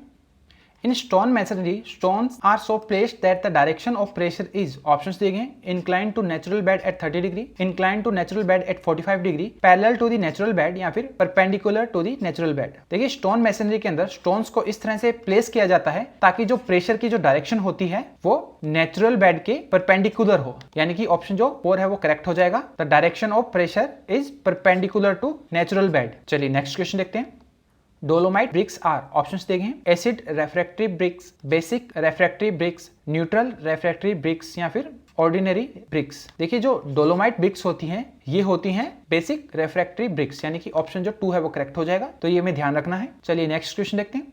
In crushing test on coarse aggregate, what size particles is used for sample? Options देंगे हैं, passing 12.5 mm IS sieve, retaining 10 mm IS sieve, passing 10 mm and retained on 4.75 mm IS sieve या फिर passing 12.5 mm and retained on 10 mm IS sieve। देखिए coarse aggregate का जब crushing test किया जाता है तो सैंपल के अंदर जो हम पार्टिकल्स लेते हैं उनका जो साइज होना चाहिए वो होता है 10 mm to 12.5 mm, यानी कि 12.5 mm साइज की सीव से पार्टिकल पास होनी चाहिए और 10 mm साइज की सीव पर पार्टिकल्स रिटेन होनी चाहिए, यानी कि इस क्वेश्चन का आंसर क्या हो जाएगा, ऑप्शन जो 4 है वो करेक्ट हो जाएगा। चलिए नेक्स्ट क्वेश्चन देखते हैं। For construction of structure under water the lime used is, option दिए गए हैं, pure lime, quick lime, fat lime या फिर हाइड्रोलिक लाइम। देखिए अंडर वाटर स्ट्रक्चर्स के कंस्ट्रक्शन के लिए हम जो लाइम यूज करते हैं वो होता है हाइड्रोलिक लाइम। तो इस क्वेश्चन का आंसर क्या हो जाएगा, ऑप्शन जो 4 है वो करेक्ट हो जाएगा। वहीं अगर हम fat lime, pure lime, rich lime की अगर हम बात करें तो इसका यूज किया जाता है फॉर व्हाइट वॉशिंग या फिर प्लास्टरिंग के लिए भी हम यूज कर सकते हैं। वहीं हाइड्रोलिक लाइम को मेसनरी वर्क के लिए यूज किया जाता है, तो ये भी हमें ध्यान रखना है। चलिए नेक्स्ट क्वेश्चन देखते हैं। When a theodolite is in proper adjustment, which of the following conditions between fundamental lines are satisfied? चलिए डिफरेंट स्टेटमेंट्स देख लेते हैं। Axis of the plate level is perpendicular to the vertical axis। तो जो statement 1 है वो बिल्कुल correct है। प्लेट लेवल होता है और जो वर्टिकल एक्सिस होती है ये दोनों एक दूसरे के परपेंडिकुलर होते हैं। अगर जो थियोडोलाइट है वो प्रॉपरली एडजस्टेड है तो स्टेटमेंट 1 करेक्ट है। Line of collimation is at right angle to the line of sight, statement 2 है जो गलत है। चलिए मान लिया कि इस तरह से कोई टेलीस्कोप है तो उसके अंदर ये जो आई पीस है इसका जो ऑप्टिकल सेंटर है और ये जो ऑब्जेक्टिव है, ऑब्जेक्टिव ग्लास है, इसका जो ऑप्टिकल सेंटर है, इन दोनों से पास होने वाली एक इमेजिनरी लाइन होती है, इसको हम बोलते हैं एक्सिस ऑफ टेलीस्कोप। देखिए इस आई पीस के पास में ही यहाँ पे एक क्रॉस हेयर लगा होता है। इस क्रॉस हेयर से और ऑब्जेक्टिव के ऑप्टिकल सेंटर से पास होने वाली इमेजिनरी लाइन को हम बोलते हैं लाइन ऑफ साइट। देखिए अगर ये लाइन ऑफ साइट हॉरिजॉन्टल होती है तो इस लाइन ऑफ साइट को हम बोलते हैं line of collimation. So the line of collimation is nothing but line of site when it's horizontal. तो ये राइट एंगल पे नहीं होती है, तो जो स्टेटमेंट 2 है वो गलत हो जाएगा। The axis of altitude level is parallel to the line of collimation when it is horizontal and vertical circle reads 0। देखिए जब एल्टीट्यूड लेवल जो होता है वो उसकी जो एक्सिस होती है वो हॉरिजॉन्टल होती है एंड जो वर्टिकल सर्कल के अंदर रीडिंग 0 आ रही हो उस समय जो लाइन ऑफ कॉलिमेशन होती है वो पैरेलल होती है किसके, एक्सिस ऑफ एल्टीट्यूड लेवल के। तो ये स्टेटमेंट भी करेक्ट है। तीसरा स्टेटमेंट सी करेक्ट है, स्टेटमेंट बी इनकरेक्ट है, स्टेटमेंट ए भी करेक्ट है। तो इस क्वेश्चन का आंसर क्या हो जाएगा, ऑप्शन जो 3 है वो करेक्ट हो जाएगा। चलिए तो सारी बातें हमें ध्यान रखनी है। नेक्स्ट क्वेश्चन देखते हैं। White cement should have least percentage of, options देंगे aluminium oxide, iron oxide, silica या फिर सोडियम ऑक्साइड। देखिए व्हाइट सीमेंट होगा उसका कलर होगा तो वो व्हाइट ही होगा। अगर उसके अंदर हम आयरन ऑक्साइड को अगर हम ऐड कर देंगे तो उसके अंदर कुछ कलर आ जाएगा, वो व्हाइट नहीं रहेगा। इसलिए हम क्या करते हैं कि उसके अंदर जो आयरन ऑक्साइड की जो परसेंटेज होता है उसको लिमिट कर देते हैं। आयरन ऑक्साइड का जो परसेंटेज है वो 1% से ज्यादा नहीं होना चाहिए। चलिए व्हाइट सीमेंट के बारे में कुछ इंपॉर्टेंट बातें देख लेते हैं। जो आयरन ऑक्साइड का कंटेंट है वो 1% से ज्यादा नहीं होना चाहिए। व्हाइट सीमेंट की व्हाइटनेस को मेजर करने के लिए हम हंटर स्केल का यूज करते हैं, ये भी हमें ध्यान रखना है। देखिए अगर ISI स्केल का अगर हम यूज करते हैं to measure whiteness of the white cement, then it should not be less than 70%। 70% से कम व्हाइटनेस नहीं होनी चाहिए अगर हम ISI स्केल का यूज करते हैं। तो ये सारी बातें हमें ध्यान रखनी है। नेक्स्ट क्वेश्चन देखते हैं। The length of chain is measured from options दिए हैं center of one handle to center of other handle, outside of one handle to outside of other handle, inside of one handle to inside of other handle, outside of one handle to center of other handle। चलिए diagram से देखते हैं। देखिए इस तरह से हमने 20 metre की चेन दिखा रखी है। इसका जब मेजरमेंट किया जाता है तो इस तरह से ये हैंडल का जो आउटसाइड है और इधर भी हैंडल का आउटसाइड है, तो हम आउटसाइड टू आउटसाइड मेजर करते हैं। यानी कि इस क्वेश्चन का आंसर क्या हो जाएगा, ऑप्शन जो 2 है वो करेक्ट हो जाएगा। Length of chain is measured from outside of the one handle to the outside of other handle. तो ये हमें ध्यान रखना है। देखिए 20 मीटर की चेन है तो उसके अंदर टॉलरेंस लिमिट कितनी होती है ये भी कई बार पूछ लिया जाता है। तो 20 मीटर की चेन के अंदर टॉलरेंस होती है ±5 mm। वहीं अगर हमसे 10 मीटर की चेन के अंदर टॉलरेंस लिमिट पूछी जाए तो वो होती है ±3 mm। अगर वहीं हमसे 30 मीटर की चेन के अंदर टॉलरेंस लिमिट पूछी जाए तो वो होती है ±8 mm। तो ये सारी बातें भी हमें ध्यान रखनी है। चलिए नेक्स्ट क्वेश्चन देखते हैं। In triangulation, the best shape of the triangle should be, options देखे हैं, equilateral triangle, right angle isosceles triangle with two base angles of 56 degree 14 minute each, isosceles triangle with two base angles of 65 degree 14 minute each। देखिए जो triangulation होता है उसके अंदर जो best shape मानी जाती है ट्रायंगल की वो होती है आइसोसेलेस ट्रायंगल के अंदर, जिसके अंदर दो एंगल क्या हो 56 डिग्री 14 मिनट। तो ये हमें ध्यान रखना है। तो इस क्वेश्चन का आंसर क्या हो जाएगा, ऑप्शन जो 3 है वो करेक्ट हो जाएगा। अगर इस तरह का ऑप्शन हमें ऑप्शंस के अंदर नहीं दिया गया हो तो इसकी जगह हम इक्विलेटरल ट्रायंगल को करेक्ट कर देंगे। तो ये हमें ध्यान रखना है कि ट्रायंगुलेशन के अंदर बेस्ट शेप कौन सी होती है ट्रायंगल की, आइसोसेलेस ट्रायंगल होता है जिसके अंदर दो बेस एंगल जो होते हैं वो कितने होते हैं 56 डिग्री 14 मिनट। चलिए नेक्स्ट क्वेश्चन देखते हैं। The downhill end of a 30 meter tape is held 80 centimeter low. What is the horizontal distance measured? Options देखे हैं 29.2 मीटर, 29.9733 मीटर, 29.9893 मीटर या फिर 29.9866 मीटर। तो चलिए देखते हैं क्वेश्चन कैसे होगा। देखिए इस क्वेश्चन को करने के लिए हमने स्लोप करेक्शन के लिए जो हम फॉर्मूला यूज करते हैं उसको हम यूज कर सकते हैं। वो क्या होता है -h² डिवाइड बाय 12। यहाँ पर h की जगह हम 80 सेंटीमीटर रख देंगे। तो 80 सेंटीमीटर को हमने मीटर के अंदर कन्वर्ट कर लिया 0.8 और l की जगह हमने लेंथ ऑफ टेप रख दी 30 मीटर। इसको जब हम सॉल्व करेंगे तो हमारे पास करेक्शन कितना निकल के आ जाएगा -0.01067। तो हम डिस्टेंस मेजर निकालेंगे तो 30 मीटर हमने डिस्टेंस को मेजर किया था, उसमें से इतना हम करेक्शन कर देंगे तो हमारे पास मेजर डिस्टेंस आ जाएगी कितनी 29.9893 मीटर। यानी कि ऑप्शन जो 3 है वो करेक्ट हो जाएगा। तो हमें ये करेक्शन का जो फॉर्मूला है स्लोप करेक्शन का ये ध्यान रखना है। चलिए नेक्स्ट क्वेश्चन देखते हैं। The RL of the point A which is on the floor is 100 meter and back side reading on A is 2.565 meter. If the foresight reading on the point B which is on the ceiling with inverted staff is 2.44 meter, the RL of the point B will be, options दिए गए हैं 97.435 meter, 100.120 meter, 102.445 meter, 105.010 metre. चलिए diagram की मदद से पहले question को समझते हैं। देखिए इस तरह से हमें एक पॉइंट ए दे रखा है यहाँ पे ग्राउंड के अंदर जिसका आरएल हमें पता है 100 मीटर, और हमें यहाँ पे एक सीलिंग के ऊपर पॉइंट बी दे रखा है जिसका आरएल हमें निकालना है। तो हमने यहाँ पे इस तरह से एक इंस्ट्रूमेंट को सेटअप कर लिया। जब उसकी हमने बैक साइड ली, क्योंकि इस पॉइंट का आरएल हमें पता है, तो फर्स्ट रीडिंग क्या होती है बैक साइड। जब इस पॉइंट पे स्टाफ को हमने रखकर बैक साइड ली तो हमारी रीडिंग आ रही है 2.565 मीटर। तो उसके बाद हमने पॉइंट बी के ऊपर एक इन्वर्टेड स्टाफ लगा दिया, स्टाफ को उल्टा करके रख दिया। अब जब हम इस इंस्ट्रूमेंट से अब जो हम रीडिंग लेंगे वो क्या होगी फोरसाइट। तो हमारी फोरसाइट कितनी आई 2.445 मीटर। तो पॉइंट बी का आरएल निकालने के लिए हम क्या करेंगे 100 के अंदर इस रीडिंग को ऐड कर देंगे, अगेन उसके अंदर इस रीडिंग को भी ऐड कर देंगे तो हमारे पास पॉइंट बी का आरएल आ जाएगा। चलिए आरएल ऑफ पॉइंट बी क्या आ जाएगा 100 प्लस ये वाली रीडिंग प्लस ये वाली रीडिंग, तो हमारे पास आरएल क्या आ गया पॉइंट बी का 105.010 मीटर। यानी कि ऑप्शन जो 4 है वो करेक्ट हो जाएगा। चलिए इसी तरह से हमारे 100 क्वेश्चंस कंप्लीट होते हैं। आई होप कि आपको सारे क्वेश्चन अच्छे से समझ में आ गए होंगे, लेकिन फिर भी आपके कोई भी डाउट्स हो तो उनको आप कमेंट्स के अंदर लिख सकते हैं। And also if you have any suggestions और क्वेरीज तो उनको आप ईमेल के थ्रू भेज सकते हैं। इस क्वेश्चन पेपर की PDF और आंसर की आपको टेलीग्राम चैनल पे अवेलेबल हो जाएगी, आप वहां से डाउनलोड कर सकते हैं। और एल्स RPSC की वेबसाइट पे भी अवेलेबल है, आप वहां पे भी विजिट कर सकते हैं। And if you think these videos are helpful for you, then you can subscribe to this channel. Keep watching, keep learning, see you in the next video. नमस्कार।